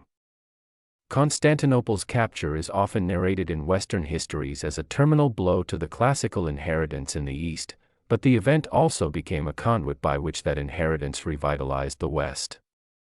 Scores of Greek scholars, scribes, and priests fled westward in the decades before and after 1453, carrying manuscripts, commentaries, and philological expertise that fed Italian humanists and helped spark the Renaissance. In other words, the conquest that extinguished the last remnant of Roman institutional continuity also helped disseminate the classical learning that would reshape Europe's intellectual life. The fall both ended a political order and supplied intellectual fuel for a new cultural flowering elsewhere. There is an economic and global paradigm paradox, too. The Ottoman capture of the city, and with it their control over important portions of the eastern Mediterranean and overland routes into Asia, helped accelerate the European search for alternative routes to Asian goods. The closure or increased taxation of traditional land routes is often cited among the motivations behind Portuguese and Spanish maritime ventures in the later 15th century. Thus the loss of Constantinople, which tightened Ottoman control over classical trade arteries, indirectly contributed to the age of exploration and the global exchanges that followed. The paradox: a regional conquest reinforced a new global opening. Religion and identity add another layer. The fall was a final vindication of centuries-long Ottoman expansion at the expense of a Christian imperial center, yet the Ottomans governed in a way that institutionalized, rather than annihilated, the city's Christian communities through the millet system and other arrangements. The Hagia Sophia, converted into a mosque, became a powerful symbol of the shift, but Orthodox Christianity did not vanish. Its spiritual and liturgical life persisted and migrated, notably reinforcing Moscow's claim to be the Third Rome when Russian rulers married Byzantine princesses and incorporated Byzantine ceremonial vocabulary. Thus the paradox: the once Christian capital became an Islamic one while simultaneously energizing Orthodox continuity elsewhere. Finally, there is a reflexive paradox about historical meaning. For later Europeans, the fall stood as a dramatic marker, the end of the medieval world, the loss of the Eastern Roman safeguard, and proof that the old order had irrevocably changed. Yet historians now debate the neatness of that rupture. Some emphasize continuities, trade patterns, administrative forms, artistic styles that survived in Ottoman hands, while others stress the deep geopolitical turning points.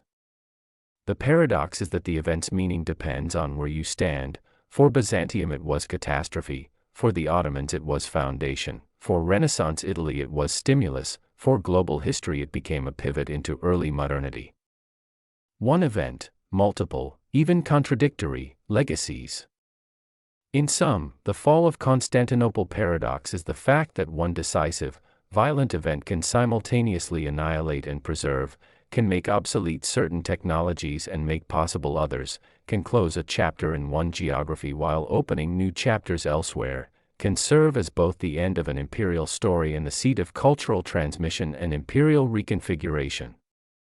Far from being a tidy turning point, the fall is a concentrated example of how historical transformations are never purely destructive or purely creative. They are entangled, producing outcomes that push history forward by severing threads even as they tie new ones. The paradox of ancient knowledge. The paradox of ancient knowledge lies in the tension between the extraordinary intellectual achievements of early civilizations and the vast gaps in understanding that followed their decline. Across millennia, humanity has repeatedly reached astonishing heights of scientific, mathematical, and architectural sophistication, only to lose much of that wisdom to time, war, and cultural upheaval. Ancient societies developed technologies and ideas that seem strikingly modern, sometimes even beyond what later generations would rediscover for centuries. Yet this brilliance often coexisted with superstition, rigid hierarchies, and profound ignorance in other domains. The irony deepens when we consider that progress in one era often depended on knowledge recovered from civilizations long extinct, as if humanity advances not in a straight line but through cycles of discovery and oblivion. Examples of this paradox abound. The Babylonians, over 3,000 years ago, calculated astronomical phenomena with precision that astonishes even today. They predicted lunar eclipses and understood numerical relationships that hinted at concepts later formalized in modern science. The ancient Greeks, through thinkers like Archimedes and Aristarchus, conceived principles of mechanics, geometry, and even heliocentrism centuries before Copernicus. In Alexandria, scholars built one of the greatest libraries of antiquity, amassing works that explored medicine, engineering, and philosophy at an extraordinary level. Yet much of this knowledge vanished, not because it was wrong, but because the institutions preserving it fell to fire, conquest, and neglect. The burning of the Library of Alexandria, whether in one catastrophic event or through gradual attrition, symbolizes this tragic loss, a reminder that human progress is fragile, dependent not only on discovery but on continuity. Consider the achievements of ancient engineering. The pyramids of Giza, constructed over 4,000 years ago, display a mastery of mathematics, logistics, and material science that continues to puzzle scholars. The Romans built aqueducts and concrete structures so enduring that many still stand today, while their techniques for making waterproof concrete were superior to those rediscovered in the modern era. The Antikythera mechanism, an ancient Greek device for predicting astronomical positions, reflects a level of mechanical complexity not seen again until the development of European clocks more than a millennium later.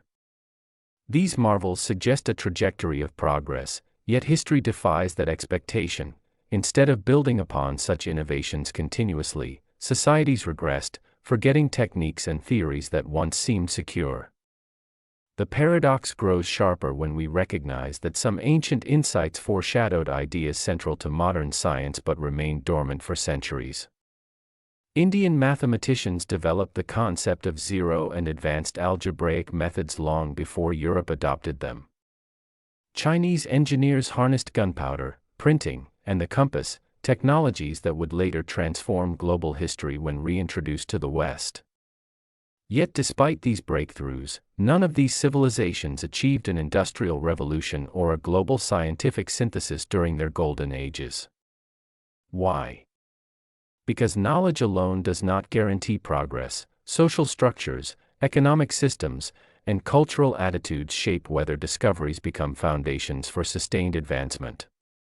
Thus, antiquity offers examples where brilliance did not translate into permanence, where intellectual triumphs coexisted with systemic barriers that limited their potential. War, conquest, and dogma played devastating roles in this cycle of gain and loss.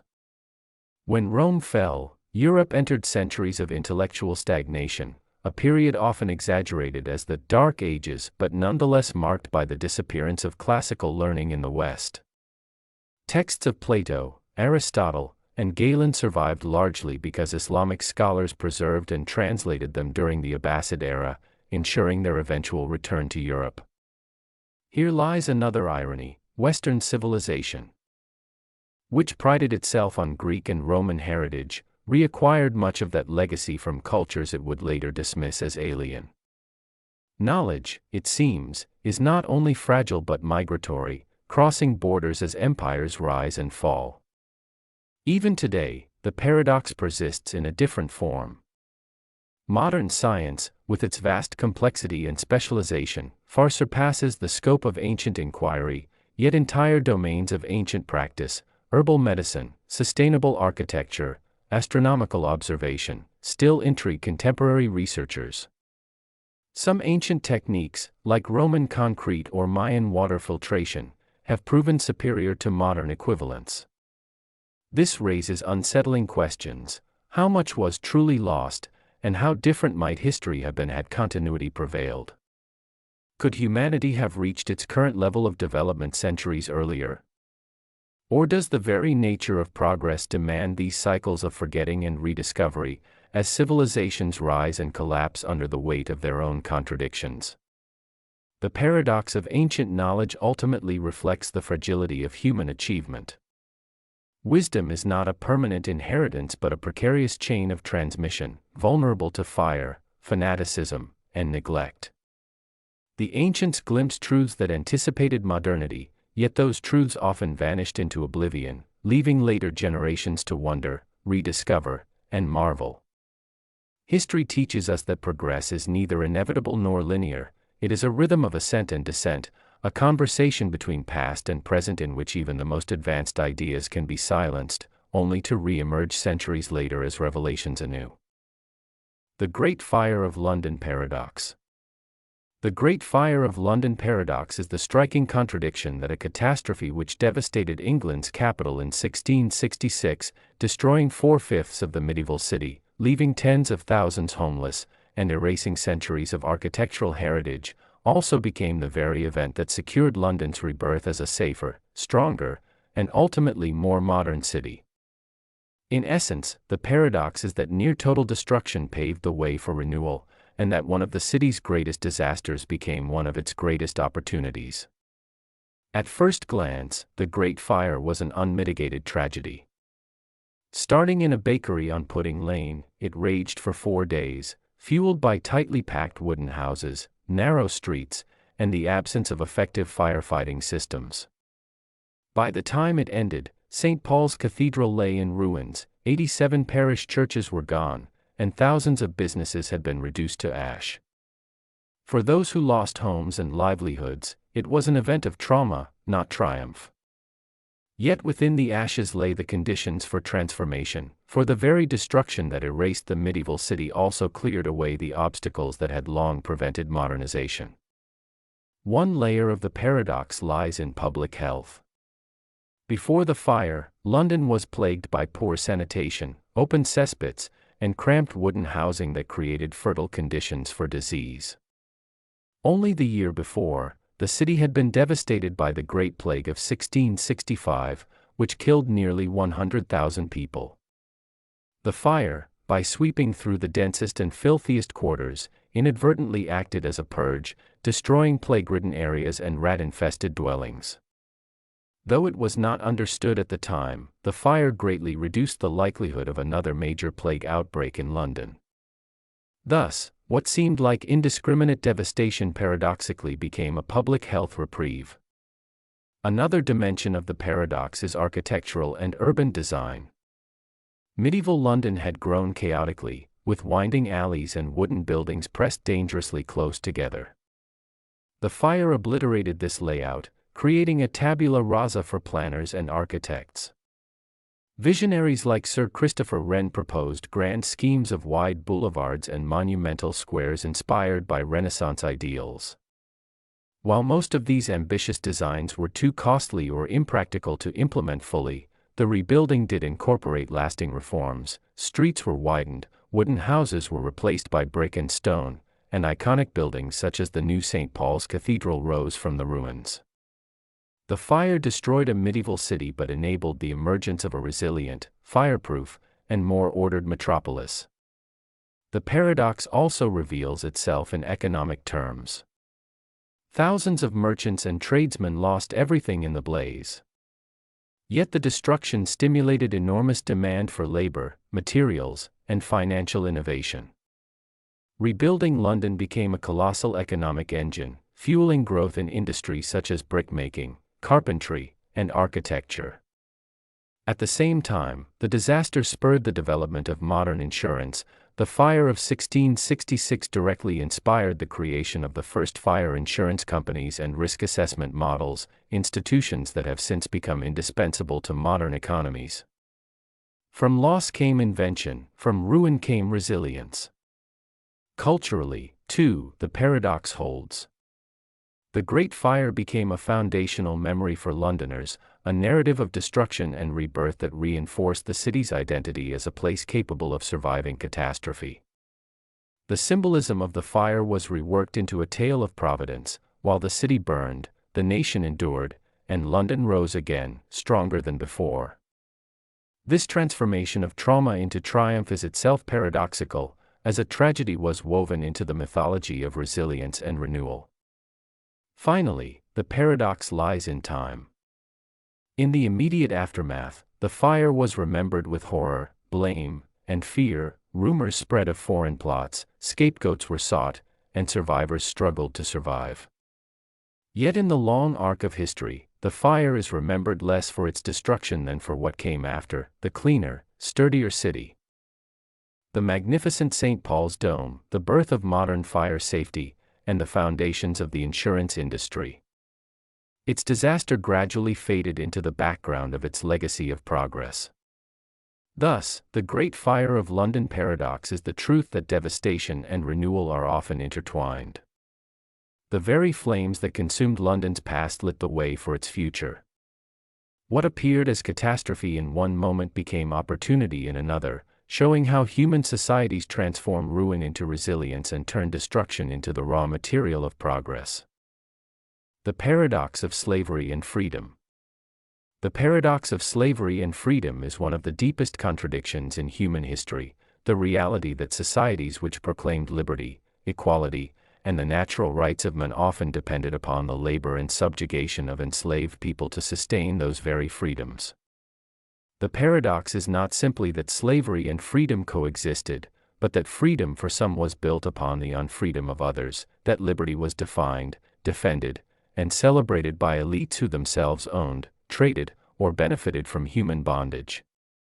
The more fervently freedom was proclaimed, the more glaring the shadow of slavery appeared, as though one could not exist without the other. This paradox was especially visible in the Atlantic world of the 17th through 19th centuries.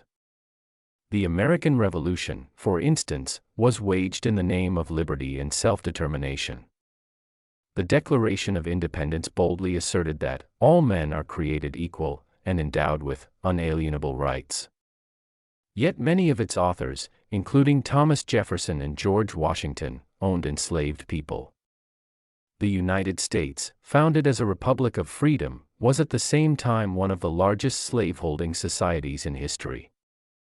Liberty for white settlers was secured through the economic wealth generated by slavery and through the exclusion of enslaved Africans, Native Americans, and women from the promises of equality. Thus, the very birth of modern democracy was entangled with the perpetuation of bondage. The paradox was not limited to America. In ancient Athens, often celebrated as the cradle of democracy, citizens gathered to debate and legislate, enjoying unprecedented political participation. Yet this democracy rested on a system of slavery that supported the economy and freed citizens from labor so they could participate in politics. The Athenians, who extolled freedom as the highest political good, did so while denying it to the enslaved men and women in their midst. Similarly, the Roman Republic praised the ideal of civic liberty, yet Roman prosperity depended on massive slave labor, particularly after military conquests. Across civilizations, the irony recurred: freedom for the few was enabled by enslavement of the many. Economically, slavery and freedom were bound together. The wealth that allowed nations to pursue liberty, culture, and intellectual advancement often derived from the exploitation of enslaved labor. In the early modern world, the triangular trade carried enslaved Africans across the Atlantic to work in plantations producing sugar, cotton, and tobacco. These goods fueled European economies and underwrote Enlightenment thought itself. Philosophers such as John Locke, who articulated theories of natural rights and government by consent, were themselves entangled in colonial enterprises that relied on slavery. The prosperity that made possible the salons, pamphlets, and revolutionary ideals of the 18th century was inseparable from the chains of the enslaved. Morally and politically, the paradox was glaring. The rhetoric of freedom was powerful, yet its exclusions were rationalized through race, culture, and religion. Enslaved Africans were often depicted as inherently inferior, their bondage justified as natural or divinely sanctioned, even as Europeans claimed freedom as a universal human right. In practice, the universality of freedom was restricted to a privileged class, while the rest of humanity was declared unfit to exercise it. This exposed the hypocrisy of societies that claimed moral superiority while profiting from oppression. Yet the paradox also contained within it the seeds of its own unraveling. Because the language of freedom was so expansive, it could not be confined forever to the few. Enslaved people themselves seized upon the rhetoric of liberty to demand their emancipation. The Haitian Revolution, 1791 to 1804, is the clearest example. Enslaved Africans rose up, invoking the ideals of the French Revolution, and created the first independent Black republic. In the United States, abolitionists relentlessly highlighted the contradiction between slavery and freedom, using the very principles of the Revolution to argue for emancipation. The paradox that once justified oppression became the lever for liberation. If freedom was a universal right, it could not be denied indefinitely. This duality makes the paradox enduring. On the one hand, slavery enabled freedom by providing the wealth, labor, and social structures upon which free citizens and nations thrived. On the other hand, the existence of slavery undermined the very legitimacy of freedom's claim to universality, exposing liberty as selective, exclusionary, and hypocritical. The struggle to resolve this paradox has shaped modern history, from abolitionist movements to civil rights campaigns. Even after slavery's abolition, its legacy, racial inequality, systemic discrimination, and economic exploitation, reveals how deeply freedom and unfreedom remained entwined. In essence, the paradox of slavery and freedom is that the highest human ideal was historically built upon the greatest human injustice. Freedom and slavery were not opposites but structural partners, with liberty for some sustained by the bondage of others. This contradiction forces us to confront uncomfortable truths, that progress has often been complicit in oppression, that universal ideals have been born out of exclusion, and that the very language of freedom has been both a mask for injustice and a weapon against it. The paradox of the Industrial Revolution. The Industrial Revolution stands as one of the most transformative events in human history, ushering in an era of unprecedented progress, innovation, and productivity. Yet its paradox lies in the fact that the same forces that elevated humanity into an age of prosperity and power also introduced new forms of inequality, suffering, and ecological vulnerability. It was a revolution that promised liberation from toil, and in many ways delivered it, but in its early phases subjected millions to harsher conditions than those they had endured before. It generated wealth on a scale unimaginable to earlier generations, yet concentrated much of it in the hands of a few, widening the gap between rich and poor.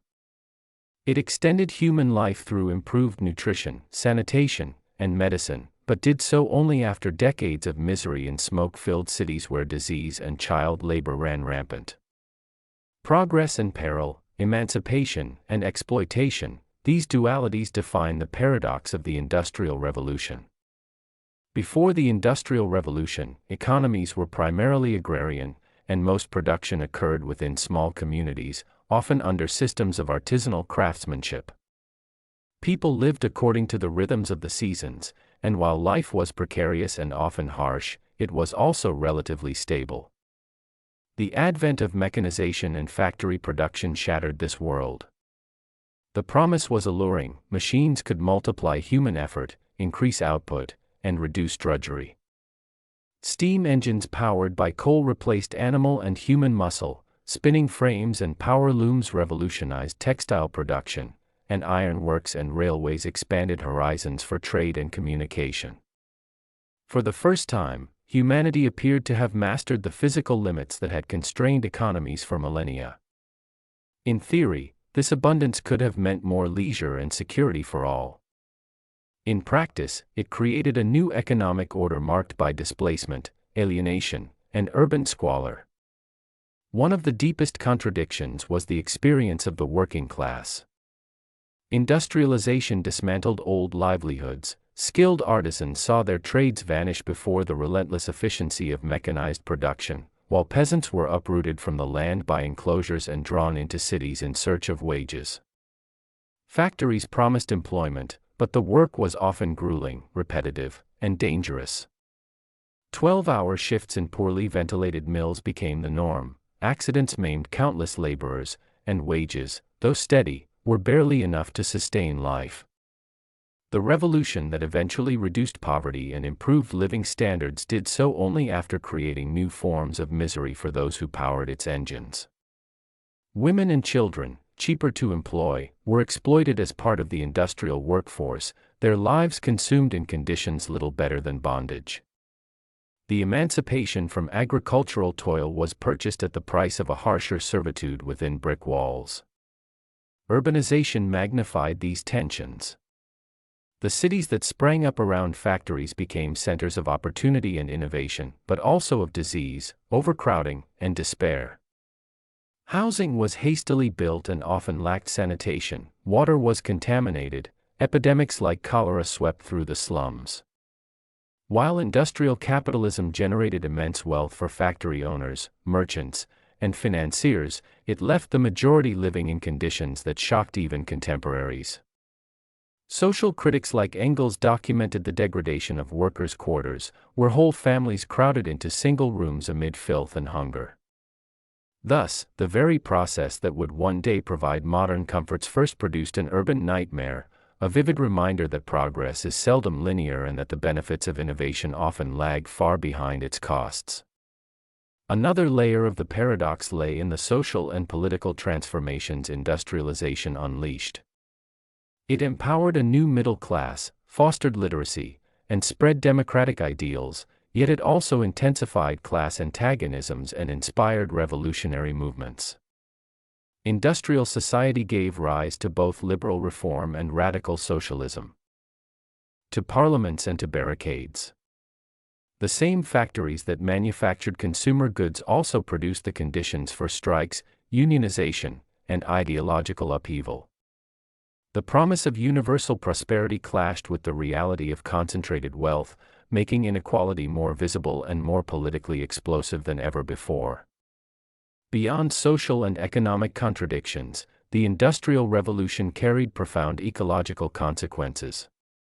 By harnessing coal and later oil, industrial economies broke free from the constraints of organic energy systems, unleashing a torrent of production.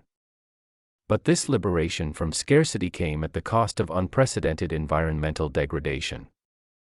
Forests were felled, rivers polluted, and cities choked under blackened skies. In conquering nature, humanity imperiled it, and, ultimately, itself. The very technologies that promised mastery over the environment introduced risks to planetary stability, a legacy that continues to shape debates over climate change and sustainability today. Industrialization created the conditions for modern comfort while planting the seeds of environmental crisis. And yet, for all these contradictions, the Industrial Revolution eventually delivered many of the goods it promised. Over time, wages rose, working hours fell, and life expectancy climbed. Innovations in medicine, public health, and transportation transformed societies for the better. Education spread, political participation widened, and consumer goods became accessible to the masses. The tragedy is that these benefits were preceded by decades, even generations, of exploitation and suffering, a reminder that human progress often comes not as a gentle ascent but as a turbulent upheaval in which gains and losses are inseparable. The paradox of the Industrial Revolution, then, is not that it failed to achieve its goals, but that in achieving them it passed through a phase of profound human and ecological cost.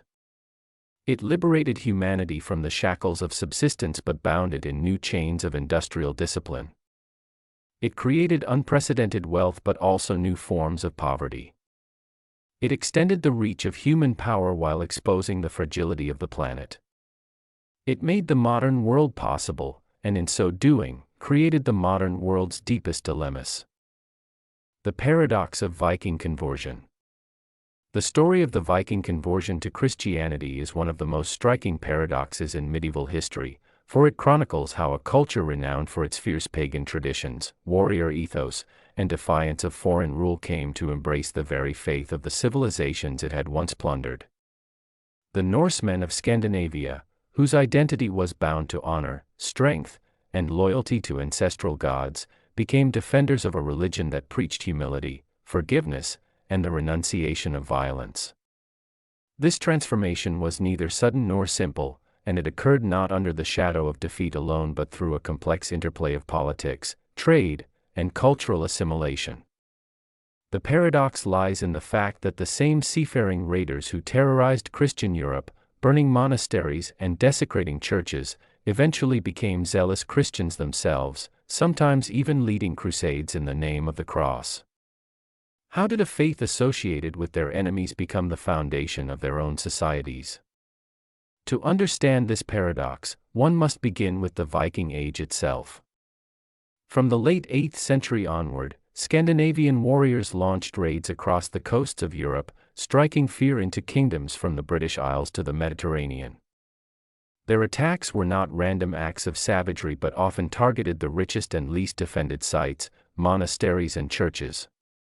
These sanctuaries held treasures and, importantly, were symbols of Christian power. In Norse cosmology, dominated by gods like Odin, Thor, and Freya, glory in battle and material wealth were signs of honor and success. Raiding Christian holy sites thus became a display of Norse superiority over a faith they viewed as weak and passive. The Christian ideal of turning the other cheek stood in stark contrast to the Viking code of vengeance and martial valor. At first glance, there seemed to be no bridge between these two worlds. Yet paradoxically, the very success of the Vikings in their raids exposed them to the faith they despised. As they settled in foreign lands, from Normandy to Ireland, and established trade networks across Europe, they encountered Christian institutions not merely as victims but as partners in governance and commerce. The Norse thirst for wealth and opportunity drew them into Christian realms, where conversion often became a prerequisite for alliances and legitimacy. Leaders like Rollo in Normandy accepted baptism to secure political stability and recognition from Christian monarchs, not because of spiritual revelation but as a pragmatic calculation. Thus, what began as a gesture of diplomacy gradually transformed into genuine adoption of Christian belief, creating a tension between political expediency and spiritual conviction. The paradox deepens when one considers the cultural transformation that followed. The Norse gods had promised warriors an afterlife in Valhalla, where they would feast and fight eternally. Christianity offered a heaven of peace and eternal rest, and yet it conquered the hearts of a people who glorified violence and conquest. How did this happen? Part of the answer lies in the adaptability of both traditions. Missionaries and kings framed Christian ideals in terms that resonated with Norse values, portraying Christ as a divine chieftain and the saints as heroic figures. Conversion was often top-down, imposed by rulers who saw in Christianity a tool for centralizing authority. The old pagan order, fragmented and tied to local cults, could not compete with the organizational power of the Church. Gradually, Christian ethics reshaped Scandinavian law and society, curbing blood feuds, discouraging slavery, and promoting new norms of justice. The Vikings who once measured honor in raids came to measure it in piety and service to Christ. Ironically, the embrace of Christianity did not extinguish Viking vigor, it redirected it. The same restless energy that had driven raids across Europe now fueled crusades and missionary ventures. Scandinavian kings, once the scourge of Christendom, became its champions, sending warriors to fight in the Holy Land and to spread Christianity to the Baltic and beyond. In some cases, the conversion seemed to intensify the militant spirit of the Vikings rather than tame it. They now fought under the banner of the cross instead of the raven banner of Odin, yet the impulse toward conquest remained. The paradox is striking. A faith that condemned violence became the pretext for new wars of faith, and the former destroyers of churches became their most fervent builders. Even in its spiritual dimension, Viking conversion carried contradictions. While official Christianity triumphed, elements of Norse belief endured, hidden beneath the surface of Christian practice. Folk traditions, sagas, and rituals preserved echoes of pagan cosmology, blending with Christian narratives in ways that defied doctrinal purity. The Scandinavians who prayed to Christ still told stories of Odin and Thor, and rural communities continued to mark seasonal festivals with customs rooted in their ancestral religion. The result was a hybrid culture, outwardly Christian yet deeply marked by the pagan past it claimed to have renounced. The paradox of Viking conversion, therefore, is not simply that a warrior society accepted a pacifist religion, but that this acceptance did not destroy their identity, it transformed it. Christianity entered Scandinavia as a symbol of submission but became a framework for new forms of power, unity, and expansion. The Vikings did not merely abandon their old values, they reinterpreted them through a Christian lens, fusing ferocity with faith, and in doing so, reshaped both themselves and the religion they adopted. What began as a pragmatic accommodation became a profound cultural metamorphosis, demonstrating that even the fiercest enemies of a creed can become its most devoted followers. The paradox of war and democracy. The relationship between war and democracy is steeped in a profound paradox. War is often portrayed as the antithesis of democratic ideals, a realm of violence, coercion, and authoritarian command structures that stand in stark contrast to the principles of liberty, equality, and consent. Yet history reveals that war has repeatedly acted as a midwife to democracy, accelerating political reforms, expanding rights, and fostering a sense of national unity that underpins democratic governance. This contradiction lies at the heart of modern political development. The very institution that embodies force and hierarchy has, time and again, served as a catalyst for freedom and participatory government. A force of destruction becomes a creator, and the tool of tyranny becomes an instrument of emancipation. In theory, democracy and war occupy opposing moral universes. Democracy is founded on reasoned debate, compromise, and the peaceful resolution of conflicts. War is the suspension of deliberation, the triumph of violence, and the imposition of will by force. Democratic states proclaim a commitment to human dignity and the sanctity of life, yet when war comes, those same societies mobilize to kill and destroy on an unprecedented scale. Governments that rest on the consent of the governed compel their citizens into armies, ration their freedoms, and centralize power in the name of survival. These measures often mimic the very despotisms democracy defines itself against. The paradox deepens when one observes that the most celebrated democracies of history, the United States, Britain, France, secured their survival and global standing through wars that demanded immense sacrifices of liberty and life. Democracy seems to require what it most disavows, the capacity for organized violence. Historically, wars have served as engines of democratic transformation in two distinct ways, by breaking down old hierarchies and by compelling states to extend rights to secure mass participation. In the age of conscription, modern warfare became a total endeavor, demanding the mobilization of entire societies. Kings and elites could no longer fight wars with mercenaries and small professional armies, they needed citizen soldiers, and citizen soldiers demanded recognition. This dynamic was already visible in the French Revolution, where the levy en masse not only defended the revolution from its enemies but also embedded the notion that those who bore arms for the nation had a claim to political voice. The wars of the 19th and 20th centuries repeated this pattern on a far larger scale. To field millions of troops and sustain industrial warfare, governments expanded suffrage, improved working conditions, and laid the foundations for welfare states. These concessions were not acts of altruism but necessities dictated by war. In this sense, war did not merely coexist with democracy, it propelled it. The two world wars illustrate the paradox vividly. World War I, a catastrophe that slaughtered millions in the trenches, paradoxically widened democracy in its aftermath. To maintain armies and prevent unrest, belligerent governments introduced mass propaganda, price controls, and, crucially, promises of post-war reform.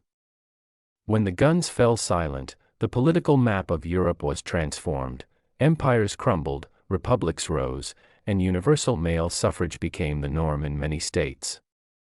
Women, who had sustained the war economy in factories and fields, gained the vote in countries like Britain and the United States.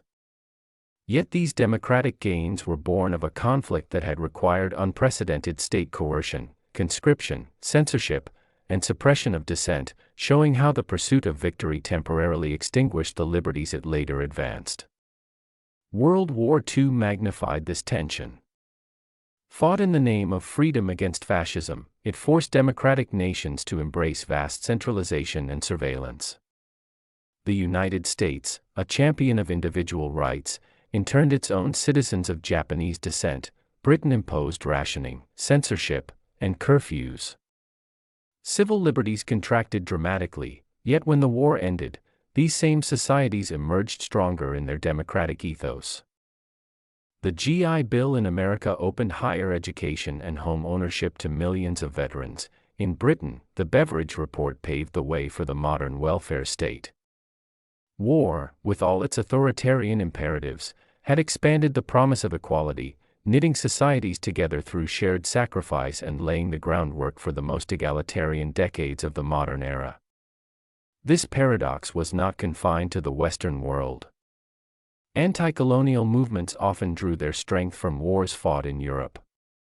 The First World War weakened European empires and emboldened colonial subjects, while the Second World War shattered imperial legitimacy altogether. Colonized soldiers who fought for freedom abroad returned home to demand it for themselves, fueling independence struggles from India to Africa. Here again, the instrument of domination became the incubator of liberation. Imperial powers that relied on colonial troops to defend democracy found themselves compelled to grant independence to sustain credibility and peace. Yet this emancipation was inseparable from the horrors of war that preceded it. Underlying this paradox is the logic of necessity. War, by threatening the survival of the state, compels governments to mobilize all available resources, including human loyalty. In societies where legitimacy rests on popular consent, loyalty cannot be secured without concessions. The irony is that these concessions, once granted, rarely vanish after the crisis. Universal suffrage, social security, labor protections, many of the hallmarks of modern democracies, were products of wartime expediency that became permanent fixtures. Conversely, the absence of such reforms often spelled disaster. Regimes that failed to share the burdens and benefits of war lost legitimacy and collapsed, as happened to Tsarist Russia during World War I. Yet the paradox persists because the democratic gains purchased by war come at staggering human and moral cost. Millions die so that freedoms may expand, liberties shrink during the conflict to flourish afterward, equality deepens only after a descent into organized destruction. The process is neither inevitable nor benign. Wars have also spawned dictatorships, shattered democracies, and entrenched militarism. The same pressures that produced the welfare state in Britain enabled fascism in Italy and Nazism in Germany. The relationship between war and democracy is not a law of progress but a contingent and tragic irony. The most democratic societies of the modern age were shaped in the crucible of violence, even as they proclaimed peace as their highest ideal. In the end, the paradox of war and democracy is that democracy often owes its vitality to the very phenomenon it seeks to abolish. War builds nations, forges solidarity, and accelerates reform, yet at a price that mocks the democratic promise of rationality and human dignity. It is a paradox that continues to haunt the present, as democratic states wage wars in the name of defending freedom, only to discover that in fighting for liberty abroad, they risk constraining it at home. The Arrow of Progress Paradox. The Arrow of Progress Paradox names a stubborn tension at the heart of modern history.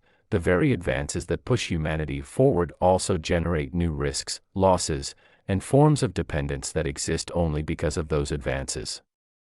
In other words, progress points in a direction and accumulates, but it also breeds fresh vulnerabilities and dilemmas that earlier ages did not face. The arrow moves, the target keeps shifting. One layer of the paradox is about measurement. What counts as better depends on the yardstick. If we track income, literacy, and life expectancy, the modern world looks astonishingly improved. If we track ecological integrity, social cohesion, or the prevalence of chronic disease, the picture complicates. Histories of progress often tally gains that are easy to count and push costs into categories we treat as external: polluted rivers, exhausted soils, frayed communities, or attention-sapping media environments. Forward then becomes a function of which ledger we're looking at and which baselines we quietly ignore. A second layer is the problem of progress traps, innovations that solve old problems while planting the seeds of new ones. Agriculture supports denser populations, then locks societies into cycles of hierarchy, disease, and land depletion. Antibiotics save countless lives, then select for resistant strains that make future infections harder to treat. Efficiency improvements lower the cost of energy or materials, and total consumption rebounds, the Jevons effect, leaving the environment under greater pressure than before. Each step is an advance, each advance creates a challenge that only arises at the higher step. Third is complexity-driven fragility. Modern prosperity rides on tightly coupled systems, global supply chains, electrical grids, financial networks, software stacks, that deliver abundance when they work and cascade when they don't. Pre-modern economies were poorer but often locally redundant. Modern systems are far richer and less forgiving. The price of high throughput and just-in-time precision is susceptibility to rare but severe failures. Progress makes us safer on average and more exposed in the tails. A fourth layer is moral and political. Expanding rights, rule of law, and state capacity are hallmarks of moral progress. They also enable surveillance, bureaucratic overreach, or highly efficient oppression when captured by liberal actors. Mass education empowers citizens and, at scale, becomes a tool for homogenization or propaganda. The same technologies that widen the moral circle can amplify manipulation and control. Here, gains in capability widen the range of both good and harm. Distribution sharpens the paradox. Averages improve while particular communities bear concentrated costs. Deindustrialization in one region finances cheaper goods for another. Mining towns absorb the toxic load for clean, high-tech cities. Gig work offers flexibility while shifting risk to workers. Creative destruction raises total output and dislocates specific people. The arrow points up on a chart while, on the ground, it zigzags through winners and losers. Perception adds another twist. As capabilities rise, expectations rise faster.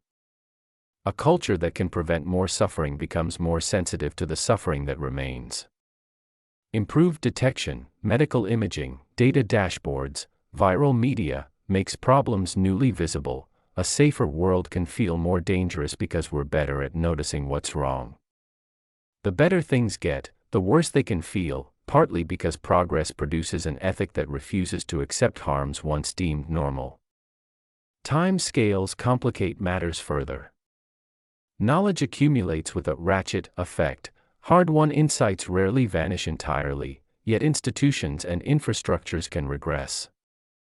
A society can possess more scientific knowledge than ever and still experience political backsliding, cultural polarization, or institutional decay. Digital records promise perfect memory and then succumb to link rot, format obsolescence, and platform collapse. The arrow's head, knowledge, may move forward while the shaft, capacity to apply it wisely, splinters. Seen this way, the paradox is not that progress is an illusion.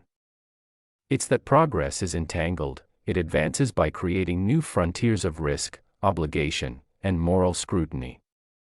Every solution redefines the problem space, every safeguard creates edge cases, every leap in scale changes what failure means.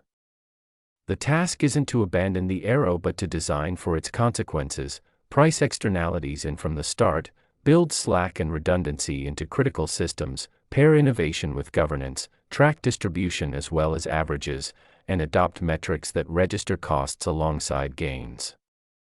In short, history's arrow does move, and a great deal has improved. The paradox is that moving forward continually manufactures new kinds of fragilities, inequities, and ethical demands that only arise at higher levels of capability. Understanding that not is part of what keeps the arrow aimed, rather than simply loosed. The Chinese isolation paradox. The Chinese isolation paradox is the historical puzzle that emerges from China's long-standing tension between cultural self-sufficiency and the pressures of external engagement. For centuries, China was one of the most advanced civilizations on Earth, technologically, economically, and administratively. It produced paper, gunpowder, printing, the compass, vast agricultural systems, and a sophisticated bureaucracy that rivaled anything in the pre-modern world. Yet, paradoxically, this very strength fostered a worldview of cultural completeness and self-satisfaction that led to periods of isolation. In the short term, this isolation preserved stability and protected Chinese identity. In the long term, it hindered adaptation in the face of global shifts, leaving China vulnerable to outside powers that it once surpassed. At the heart of the paradox is the idea of Tianxia, all under heaven, a worldview in which China was the central, civilizing force of the world. Foreign peoples were viewed less as equals than as tributaries who could either accept Chinese cultural primacy or remain barbarians outside the civilized order. This worldview bred a sense of sufficiency. China did not need the world, rather, the world needed China. When emissaries came, they were seen not as partners in exchange but as envoys seeking access to civilization. This mentality justified limiting foreign influence and maintaining isolationist policies. The paradox lies in the fact that this insulation seemed to work. China remained wealthy, populous, and stable for centuries, yet it also meant that when the world system shifted, China was unprepared to adapt. One striking example is the Ming dynasty's maritime policy. In the early 15th century, the great Admiral Zheng He led massive fleets across the Indian Ocean, displaying Chinese power as far as Africa. These voyages demonstrated China's unmatched naval capacity and potential for global influence. Yet after a few decades, the Ming court abruptly ended them, dismantled much of the fleet, and turned inward. The reasoning was clear: China already possessed all it needed. Overseas ventures were costly distractions. For a time, this worked. China remained rich and secure within its borders.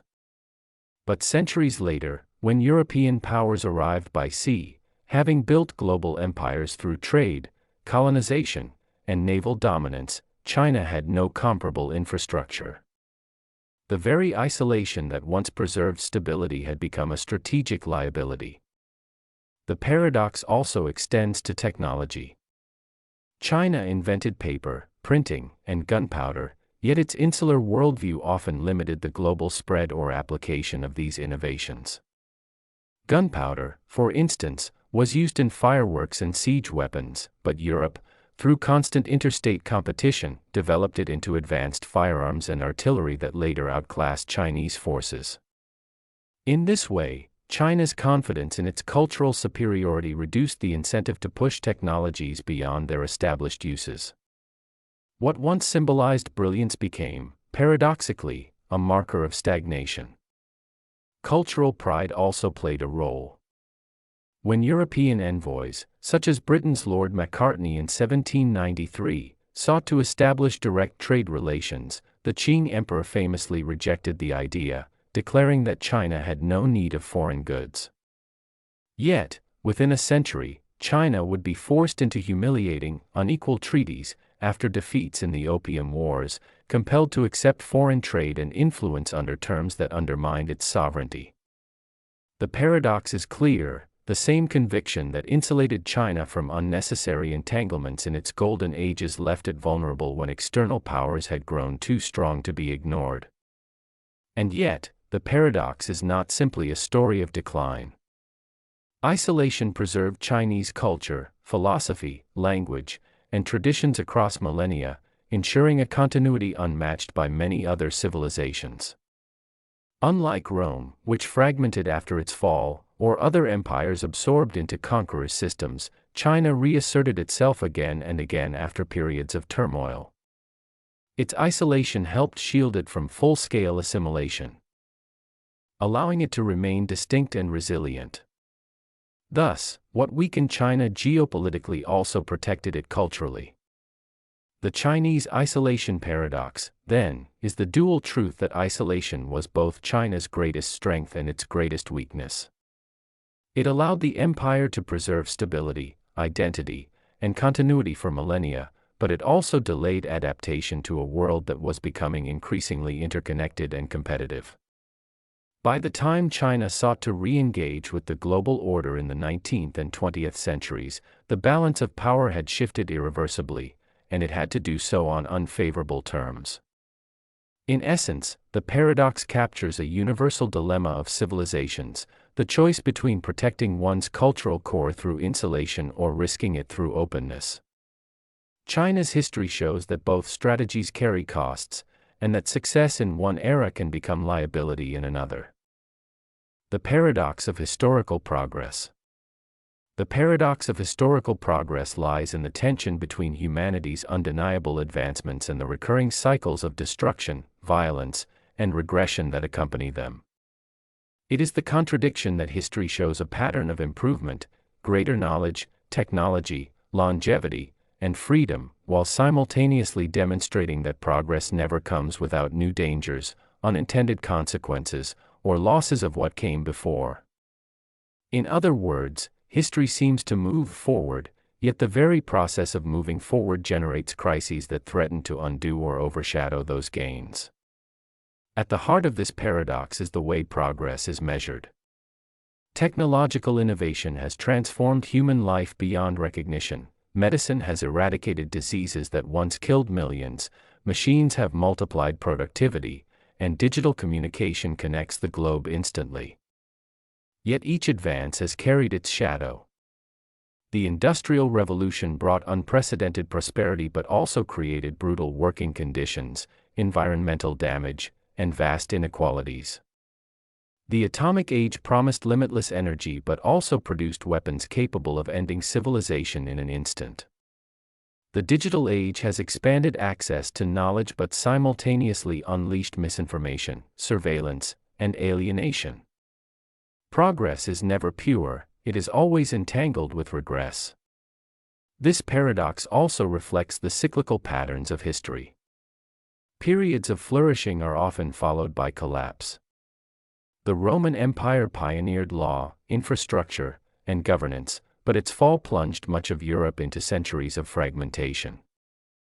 The Enlightenment championed reason, rights, and human dignity, yet the same century saw the rise of imperial exploitation justified by civilizing missions. The 20th century epitomized this contradiction. It was the century of space travel, antibiotics, and global human rights declarations, but also of world wars, genocides, and totalitarian regimes. Thus, the paradox of historical progress is that every breakthrough seems shadowed by breakdown, every leap forward haunted by the risk of ruin. Another layer of the paradox is psychological. Humans perceive progress not as a steady ascent but as a narrative shaped by expectations. Once a certain level of advancement is achieved, older achievements are taken for granted, and the focus shifts to what is lacking. The very existence of progress raises standards so high that disappointment is inevitable. For instance, the rise of democracy and civil rights has heightened awareness of remaining inequalities. What would once have been celebrated as radical freedom now appears inadequate, fueling a perpetual sense of unfinished progress. Thus, history advances, but satisfaction lags behind. The paradox also has a moral dimension. Progress is often achieved through suffering. Revolutions overthrow tyranny, but they bring bloodshed. Scientific breakthroughs often emerge from wars. Expanding freedoms for some groups in society often coincide with the suppression of others. This creates a troubling contradiction. Humanity moves closer to ideals of justice and knowledge through processes that frequently involve injustice and ignorance. The path to progress is paved with ruins. There is also the paradox of fragility. The more complex and advanced a society becomes, the more vulnerable it is to collapse. Ancient hunter-gatherers were resilient to famine or disruption because they were mobile and resourceful. Modern globalized societies, though vastly wealthier, are vulnerable to systemic shocks, financial crises, pandemics, climate change, that ripple across interconnected systems. In this sense, the very achievements of progress create new forms of risk that earlier societies never faced. Ultimately, the paradox of historical progress reveals that progress is not linear or absolute but dialectical. Every gain carries loss, every creation entails destruction, and every solution breeds new problems.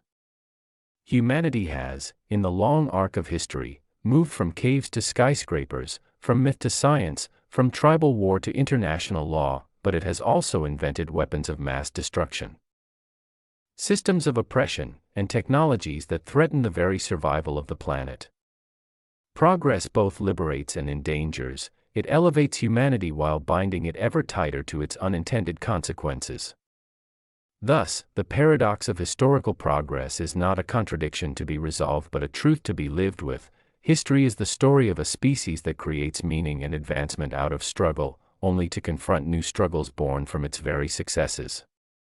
The arrow of progress never flies in a straight line, it advances by looping through triumph and tragedy, hope and despair, creation and collapse. The paradox of the Great Depression. The Great Depression stands as one of the most devastating economic catastrophes in modern history, a decade-long collapse that shattered livelihoods, destabilized governments, and transformed societies. It is remembered as a time of scarcity, hardship, and mass unemployment, yet its paradox lies in the fact that this immense suffering occurred not because of a physical shortage of resources but because of an abundance of them. Factories were capable of producing goods, farms yielded harvests, and workers were ready to labor, yet production stalled, markets collapsed, and millions starved in the midst of plenty. The Great Depression was not a famine of goods but a famine of demand, a crisis rooted in the breakdown of the financial and psychological mechanisms that connect production to consumption. In this sense, the paradox of the Great Depression is that unprecedented productive capacity coexisted with widespread destitution, and the very forces that once promised prosperity became engines of ruin. In the years leading up to 1929, the industrialized world experienced a period of remarkable economic growth. Advances in mass production, electrification, and mechanization transformed industry and agriculture, making goods more abundant and affordable than ever before. Automobiles, radios, and household appliances flooded the market, symbolizing a new era of modernity and comfort. Yet this boom was fragile. It depended on easy credit, speculative investment, and an assumption of perpetual growth. When the stock market crashed in October 1929, this illusion unraveled. Fortunes evaporated overnight, banks failed by the thousands, and confidence, the intangible foundation of capitalism, collapsed. Businesses slashed production, not because machines broke or raw materials ran out, but because consumers stopped buying and investors stopped lending. What began as a financial shock spiraled into an economic paralysis that engulfed the globe. The paradox becomes clearer in the agricultural sector. American farmers in the 1920s had expanded production to meet wartime demand during World War I, investing in tractors and mechanized equipment. When European agriculture recovered after the war, global grain prices fell, leaving farmers with mounting debts and unsold surpluses. Ironically, during the Depression, warehouses overflowed with wheat, corn, and cotton while people went hungry because they lacked the money to buy them. In some regions, crops were destroyed or left to rot in the fields because selling them at prevailing prices would not cover the cost of harvesting. Farmers poured milk into ditches while children starved in nearby towns. This grotesque image, abundance coexisting with deprivation, captures the essence of the Great Depression's contradiction. Poverty was not caused by a failure of production but by a failure of distribution and purchasing power. Unemployment added another layer to this paradox. As demand collapsed, businesses closed or laid off workers, which in turn further reduced demand, a vicious cycle that economists call the paradox of thrift. Families, fearful of the future, saved what little they had, withdrawing money from circulation at the very moment the economy needed spending to recover. The rational act of individual prudence became collectively disastrous, deepening the depression. Factories stood idle not because society no longer needed goods but because society could no longer afford them. Labor, land, and capital existed in abundance, yet they were locked in paralysis, victims of a system that had lost its equilibrium. The Great Depression also exposed the fragility of the global economic order. The gold standard, intended to stabilize currencies, instead transmitted shocks across borders, spreading deflation and unemployment worldwide. Nations responded by erecting tariffs and trade barriers, hoping to protect domestic industries, but these measures strangled international commerce and worsened the crisis. A problem born of interdependence was met with isolation, magnifying the misery.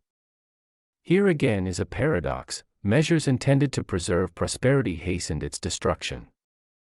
Out of this calamity came profound political and social consequences. In some countries, desperation paved the way for authoritarian regimes promising revival, as in Germany and Italy. In others, like the United States, it spurred sweeping reforms under the New Deal, expanding the role of government in regulating markets and providing social safety nets. The crisis revealed that unregulated capitalism, left to its own devices, could implode under the weight of its contradictions.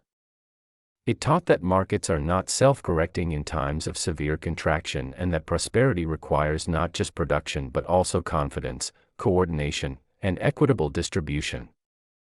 The ultimate irony is that the Depression was not solved by a sudden recovery of private enterprise but by an even more extraordinary mobilization of resources during World War II. The war, with its vast demand for weapons, vehicles, and supplies, reignited industry and employment, proving that the machinery of production had never truly failed. It had simply been idle, waiting for the spark of demand. This resolution underscores the central paradox: the world's greatest economic crisis occurred not because humanity lacked the capacity to produce but because it lacked the mechanisms to align that capacity with human need. Scarcity was artificial, created by a breakdown in systems of exchange and trust. The Great Depression remains a haunting lesson in the complexities of modern economies. It revealed that wealth and poverty can coexist, that abundance can breed despair when markets falter, and that the logic of individual survival can undermine collective well-being. Above all, it showed that prosperity is not guaranteed by progress alone and that the very forces that generate growth, credit, speculation, mass production, can, under certain conditions, turn inward and consume themselves. In a world of plenty, millions perished in want, not because nature withheld its gifts, but because human systems failed to distribute them. This is the enduring paradox of the Great Depression, a tragedy born not of material limits but of the contradictions within the very structure of modern capitalism. The paradox of World War I. World War I stands as one of the most devastating conflicts in human history, a cataclysm that claimed millions of lives and shattered the political order of Europe.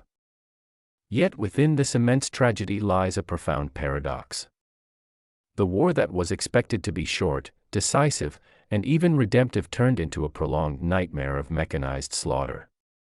It was a conflict fought in the name of progress, yet it revealed the darkest depths of modernity.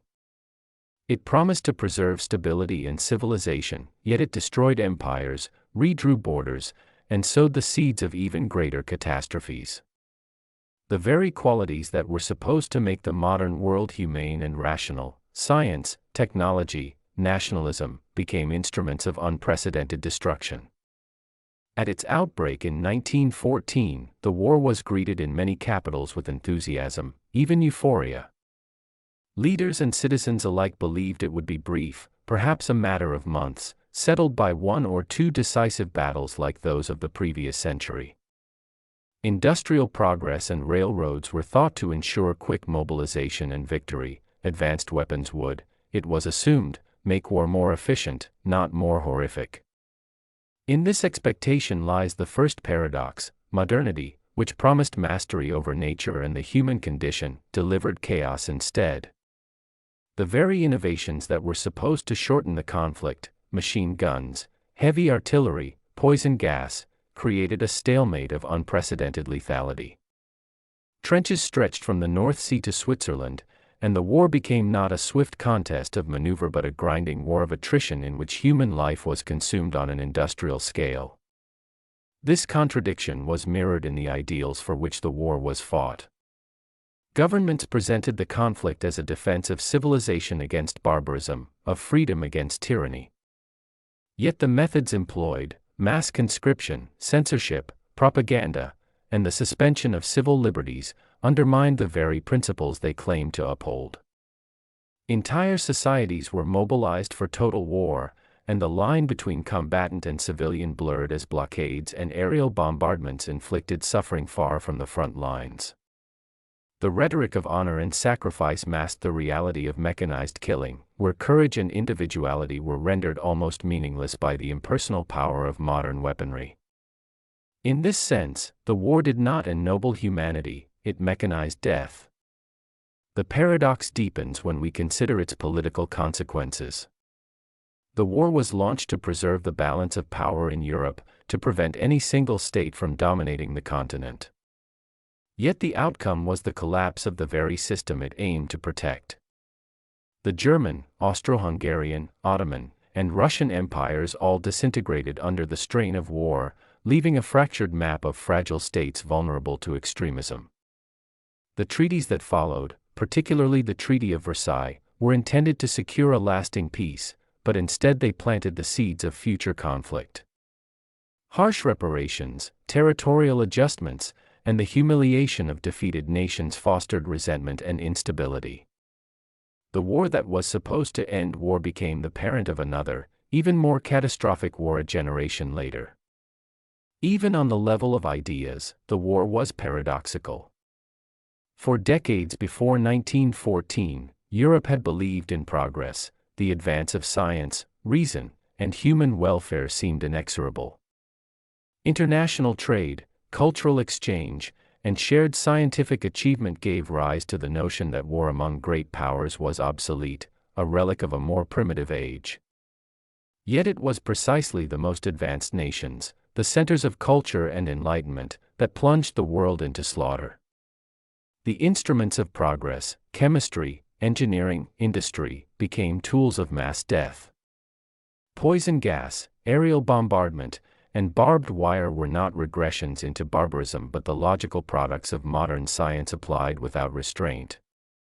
The war exposed the fragility of the civilizational ideals that Europe had cherished, showing that technological progress did not guarantee moral progress.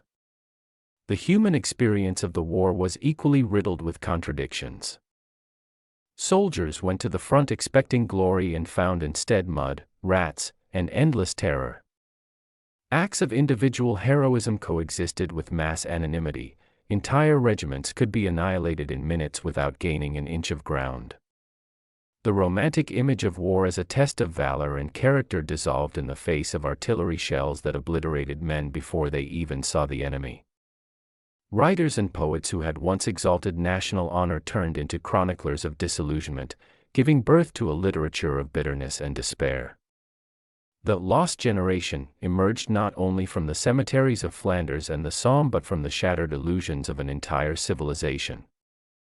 The greatest paradox of all is perhaps this: World War I, intended as a means to secure peace and preserve order, became the detonator of the most violent century in history. It destroyed empires, unleashed revolutions, and gave rise to ideologies, fascism and communism, that would dominate global politics for decades. It transformed the United States into a world power and shattered Europe's preeminence. It produced the League of Nations, an institution meant to prevent future wars, yet failed to prevent the next and even bloodier conflict. The war that began with a single assassination in Sarajevo spiraled into a global catastrophe whose consequences no one could control. Thus, the paradox of World War I lies in the cruel irony that a conflict waged in the name of civilization, progress, and security achieved the opposite. It revealed the fragility of civilization, turned progress into destruction, and destabilized the very order it sought to preserve. It was both the end of an old world and the violent birth of a new one, an age in which the promises of modernity became entangled with its most terrifying possibilities. The paradox of World War II. World War II stands as the deadliest conflict in human history, claiming tens of millions of lives and leaving entire cities in ruins, yet it is also remembered as a war that accelerated unprecedented progress in science, technology, and global cooperation. This is its central paradox: an event born of hatred, destruction, and moral collapse became the catalyst for developments that transformed the modern world in ways that were, in some respects, profoundly constructive. It was a war fought to preserve civilization that nearly annihilated it, and yet from its ashes emerged institutions and innovations that have defined the contemporary age. It was a conflict that unleashed humanity's darkest impulses while laying the groundwork for a more interconnected and prosperous future. The war began as a consequence of unresolved grievances from World War I, economic collapse, and the rise of totalitarian ideologies promising redemption through conquest and purity. Nazi Germany sought to build a racial empire across Europe. Imperial Japan envisioned a new order in Asia. These ambitions were pursued with unprecedented ferocity, leading to invasions, massacres, and systematic atrocities such as the Holocaust. Entire populations were uprooted, and cities like Warsaw, Dresden, and Tokyo were obliterated by bombs. The introduction of strategic bombing and, ultimately, the atomic bomb represented a terrifying new dimension of warfare, where civilian life became inseparable from military targets. The scale of devastation seemed to confirm that human progress had turned against itself, converting scientific and industrial power into instruments of annihilation. And yet, paradoxically, the same war that embodied ultimate destruction also drove extraordinary innovation. The urgency of survival pushed nations to mobilize their intellectual and industrial resources to an unprecedented degree. Radar, jet engines, rocketry, antibiotics, synthetic materials, and, most dramatically, nuclear energy, all these breakthroughs were accelerated by wartime necessity. The Manhattan Project, while culminating in the horrific bombings of Hiroshima and Nagasaki, also marked the dawn of the atomic age, transforming physics from theory into a force that could shape geopolitics and energy production for generations. Computing, too, leapt forward as cryptographic efforts to break enemy codes laid the foundations for modern digital technology. In this sense, the war that epitomized destruction paradoxically became one of the greatest engines of scientific progress in human history. The geopolitical consequences were equally contradictory. World War II ended with the defeat of fascism and the liberation of Europe from tyranny, yet victory came at the cost of immense human suffering and moral compromise. The Allied cause was framed as a fight for freedom and democracy, but it required alliances with regimes that were themselves oppressive, such as Stalin's Soviet Union. Furthermore, the triumph of the Allies did not usher in an era of harmony but rather ignited the Cold War, a new global rivalry built on the very technologies developed during the conflict. The atomic bomb, celebrated as the weapon that ended the war, became the instrument of perpetual fear in the nuclear age. Thus, a war fought to end aggression and restore peace created the conditions for another half-century of tension and proxy wars. Economically, the war produced devastation on a scale previously unimaginable, yet it also paved the way for recovery and expansion. Europe lay in ruins in 1945, but within a decade it experienced remarkable growth fueled by the Marshall Plan and the integration of global markets. The United States emerged as the world's dominant economic and military power, its industries invigorated by wartime production. Japan, utterly defeated, was rebuilt into a technological powerhouse under American guidance. The same conflict that shattered the old order gave birth to new economic systems and institutions, from the United Nations to the International Monetary Fund, designed to prevent the very instability that had led to war. Here again lies the paradox. Total destruction became the seedbed of reconstruction and cooperation. The moral dimensions of the war underscore its contradictions even further. It is often portrayed as a just war, fought to defeat tyranny and genocide, yet it was conducted with methods that challenged that narrative. The deliberate bombing of civilian populations in Germany and Japan, culminating in the nuclear attacks, blurred the line between military necessity and moral transgression. A war to preserve human dignity became a war in which dignity was repeatedly sacrificed in the name of victory. Moreover, the liberation of concentration camps revealed horrors so profound that they redefined humanity's understanding of evil, atrocities committed not by barbaric outsiders but by one of the most advanced societies in the world. And yet, from this moral abyss arose new principles of human rights and international law, as exemplified by the Nuremberg trials and the Universal Declaration of Human Rights. The war that exposed humanity's capacity for savagery also galvanized a commitment to never allow such crimes again, even if that ideal has often faltered in practice. Even in cultural terms, World War II represents a dual legacy. It silenced millions of voices, obliterating communities and traditions, yet it also inspired a vast outpouring of literature, film, and philosophy grappling with the meaning of existence in an age of mechanized death. It fostered both cynicism and idealism, despair and hope. The same event that revealed the fragility of civilization reinforced the conviction that humanity must build structures to safeguard peace, however imperfectly. The paradox of World War II, then, is that it was both an ending and a beginning, a cataclysm that destroyed worlds while creating the foundations of a new one. It demonstrated that human ingenuity is inseparable from human destructiveness, and that progress often emerges not from harmony but from crisis. It was a war that seemed to confirm the futility of human striving yet ultimately reshaped the modern order in ways that endure to this day. It remains the ultimate lesson in contradiction, that out of humanity's greatest darkness came forces that illuminated the path to its future. The paradox of the Berlin Wall. The Berlin Wall stands as one of the most vivid symbols of the 20th century, a physical barrier erected to separate two worlds, yet it ultimately revealed the fragility of the very system it was designed to protect. Its paradox lies in the fact that it was built to project strength and permanence but instead exposed weakness and fear. It was meant to prevent collapse, yet it became the instrument that hastened it. Conceived as a solution to a political and economic crisis, the wall became an enduring monument to failure, a structure whose existence contradicted the ideology it was supposed to uphold and whose fall came to symbolize the victory of the system it tried to exclude.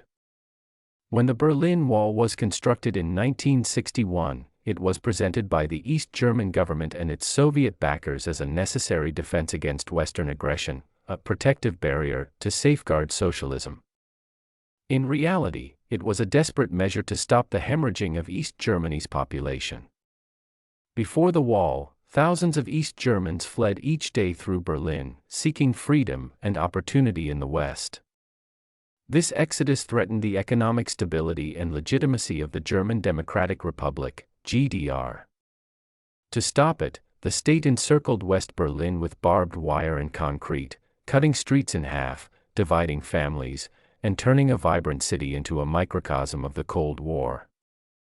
By sealing its citizens inside, the East German regime proclaimed its sovereignty, but in doing so, it admitted a profound truth, that its system could not survive if people were free to choose. The wall's symbolism deepens its paradox. It was built by a regime that professed international solidarity, progress, and the triumph of socialism, yet its very existence belied those claims.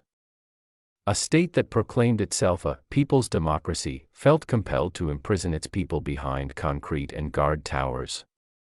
Instead of inspiring confidence in the communist project, the wall became an admission of insecurity, a visual confession that socialism required coercion to endure. The more the GDR celebrated its achievements in propaganda, the more obvious it became that those achievements were enforced at gunpoint. In this sense, the wall did not protect socialism, it unmasked it, turning the promise of a workers' paradise into the reality of a prison state.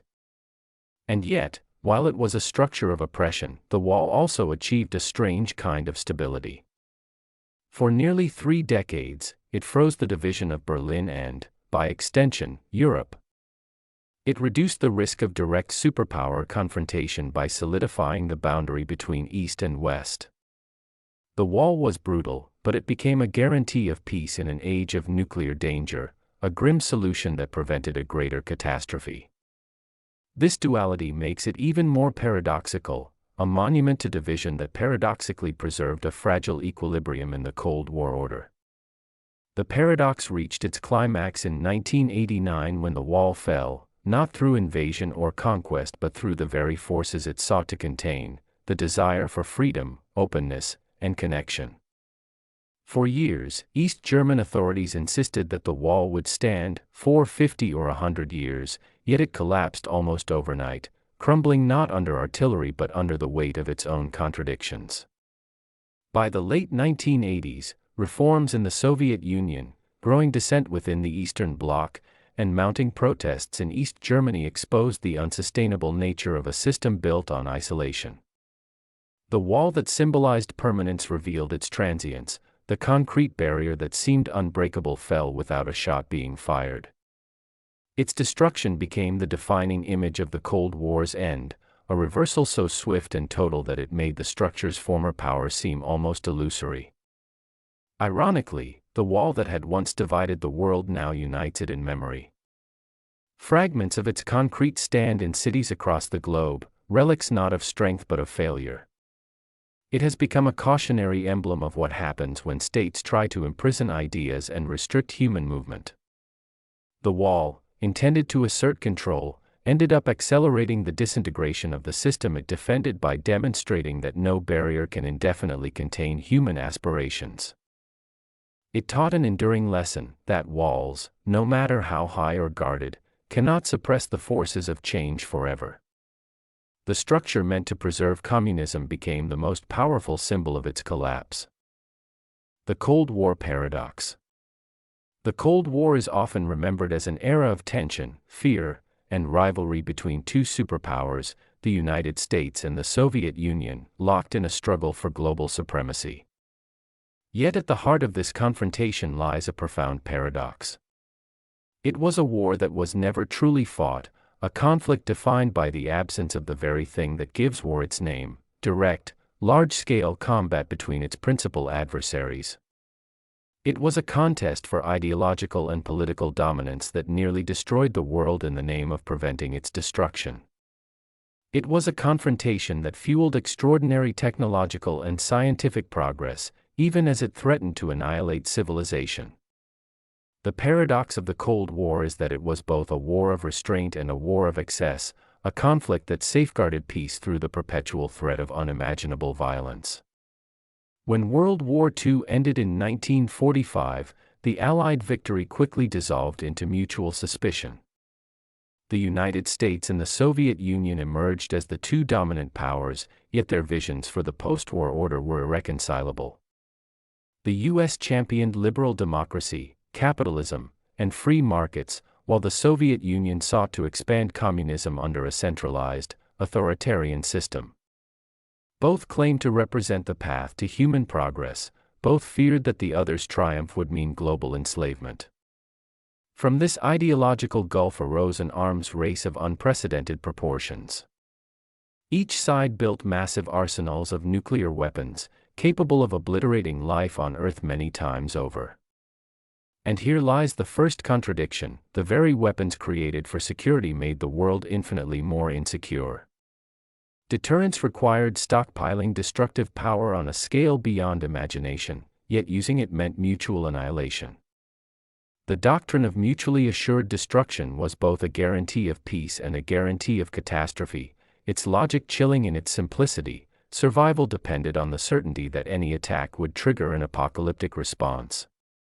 This balance of terror produced a strange kind of stability. While the superpowers fought proxy wars in Korea, Vietnam, Afghanistan, and elsewhere, they scrupulously avoided direct confrontation.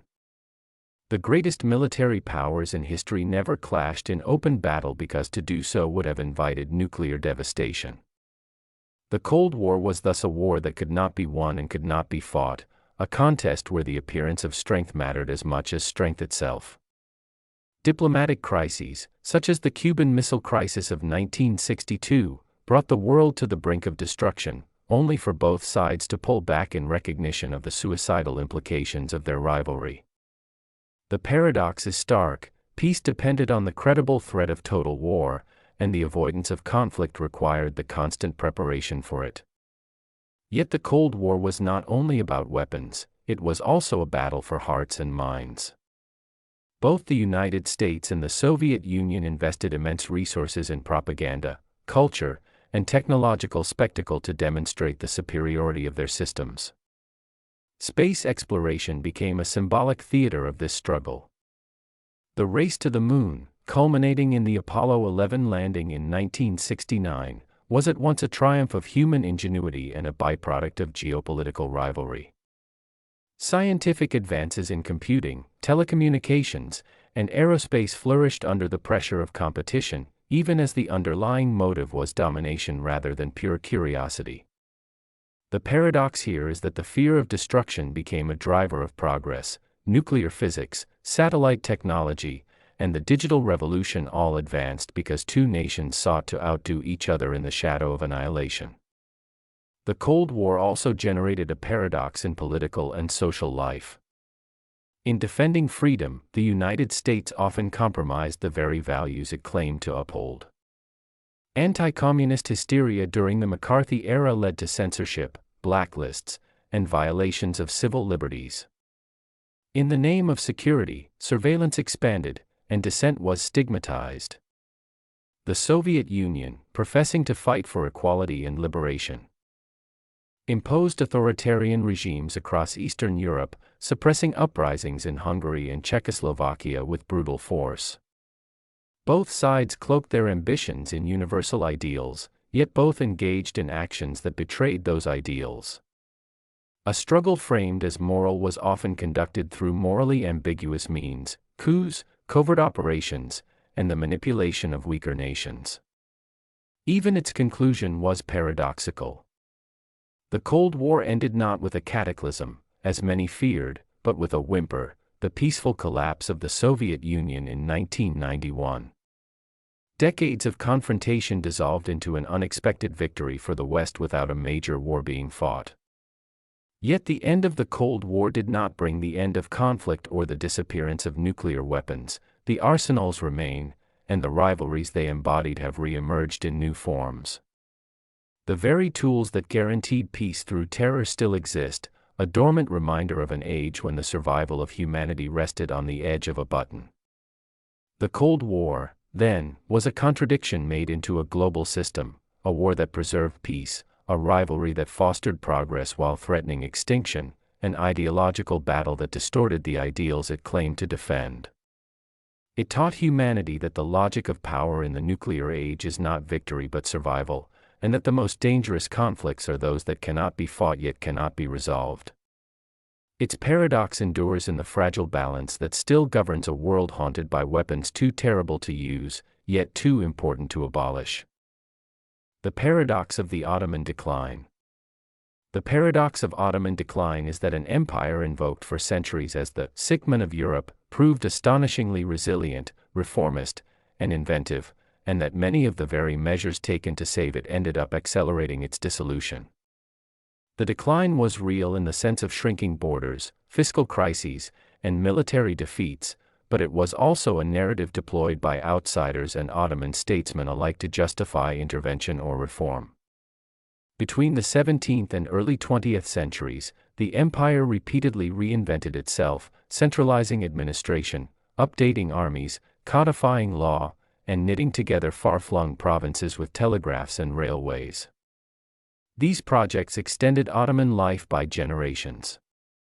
Yet they also weakened the social bargains and local autonomies that had sustained the polity, provoked nationalist resistance, deepened foreign dependence, and ultimately made the imperial framework unsustainable in an age of rival nation-states. At its height, the empire was less a monolith than a negotiated order. Power rested on a flexible mixture of sultanic authority, religious legitimacy, provincial notables, military households, and semi-autonomous communities. That elasticity gave the Ottomans endurance against shocks that would have shattered more rigid states. The paradox began when the very success of this negotiated empire left it poorly matched to a world of centralized fiscal military states. As European rivals standardized taxation, drilled standing armies, and captured global trade routes, the Ottomans' composite structure turned from advantage into liability. What followed was not a simple slide but a sequence of reforms against decline, attempts to create a modern, centralized state capable of competing with Europe. Reform worked, and failed, at the same time. Eliminating the Janissaries in the 19th century removed an obstructive military caste and opened the way for a modern army. But the coup also destroyed urban patronage networks that had bound city populations to the dynasty and replaced them with a conscription state that touched households more directly than ever before. The Tanzimat decrees promised equality of subjects before the law and rational administration across confessional lines. They produced new courts, ministries, schools, censuses, and codes that transformed governance. Yet they also unsettled the old Millet compacts by which communities managed their own affairs, triggered anxieties among Muslims who saw their historic privileges diluted, and emboldened non-Muslim elites and European powers to press claims in the name of protection and reform. Measures designed to consolidate legitimacy instead fragmented it. Economic modernization revealed the same double edge. To build railways, ports, and armories, the state granted concessions to European financiers and imported technology on credit. Integration into the world economy brought customs revenue, export booms, and urban growth. It also brought dependency, capitulations limited tariff policy, debt crises invited foreign oversight, and the public debt administration diverted key revenues to bondholders. The empire acquired the hardware of modernity while ceding levers of sovereignty. Fiscal tools that were supposed to restore autonomy became conduits for external control. Geopolitics compounded the contradiction. Great power rivalry repeatedly preserved the empire in the name of balance, even as it carved away provinces. In one generation Russia threatened the Straits, in the next, Britain propped up the port to block Russia. Elsewhere, France and Austria-Hungary pressed their own designs. The famous Eastern Question thus produced a strange equilibrium, too useful to dismantle entirely, too tempting not to nibble. Survival depended on playing powers against one another, but that same game legitimated their interference in internal affairs, particularly through the language of reform and minority protection. A diplomacy that bought time also narrowed options. Nationalism turned reforms instruments against the imperial frame. New schools, conscription, presses, and transport networks, built to bind the provinces to Istanbul, circulated vernacular literatures, histories, and grievances. Telegraphs that carried orders from the center also carried news of insurrections and ideas of self-determination. Legal equality promised by Tanzimat, when unevenly realized, sharpened communal comparisons. In the Balkans especially, provincial notables and clergy converted administrative centralization into nationalist mobilization. The tools of cohesion became the channels of separation. Yet even at late date the empire could still surprise. After catastrophic losses in the Balkans, the army reorganized with foreign advisors, fought tenaciously in places like Gallipoli, and demonstrated that battlefield prowess had not vanished. These successes prolonged imperial life and burnished the prestige of a new generation of officers. But here too the rescue contained the ruin. The military's central role in politics eroded civilian authority, and the alliance choices born of modernization, tightening links with German industry and doctrine, helped draw the empire into a world war it could not win. The effort to become a peer among European powers delivered the conflict that destroyed the imperial order. Social engineering from the center mirrored these ambiguities. Abdul Hamid II's pan-Islamic project rallied Muslims across 3 continents to the caliphate, countering European encroachment and Christian nationalisms. It also encouraged Muslim solidarity that, when the borders contracted, concentrated the state's remaining legitimacy in Anatolia and among Muslim refugees, muhacirs, pouring in from lost lands.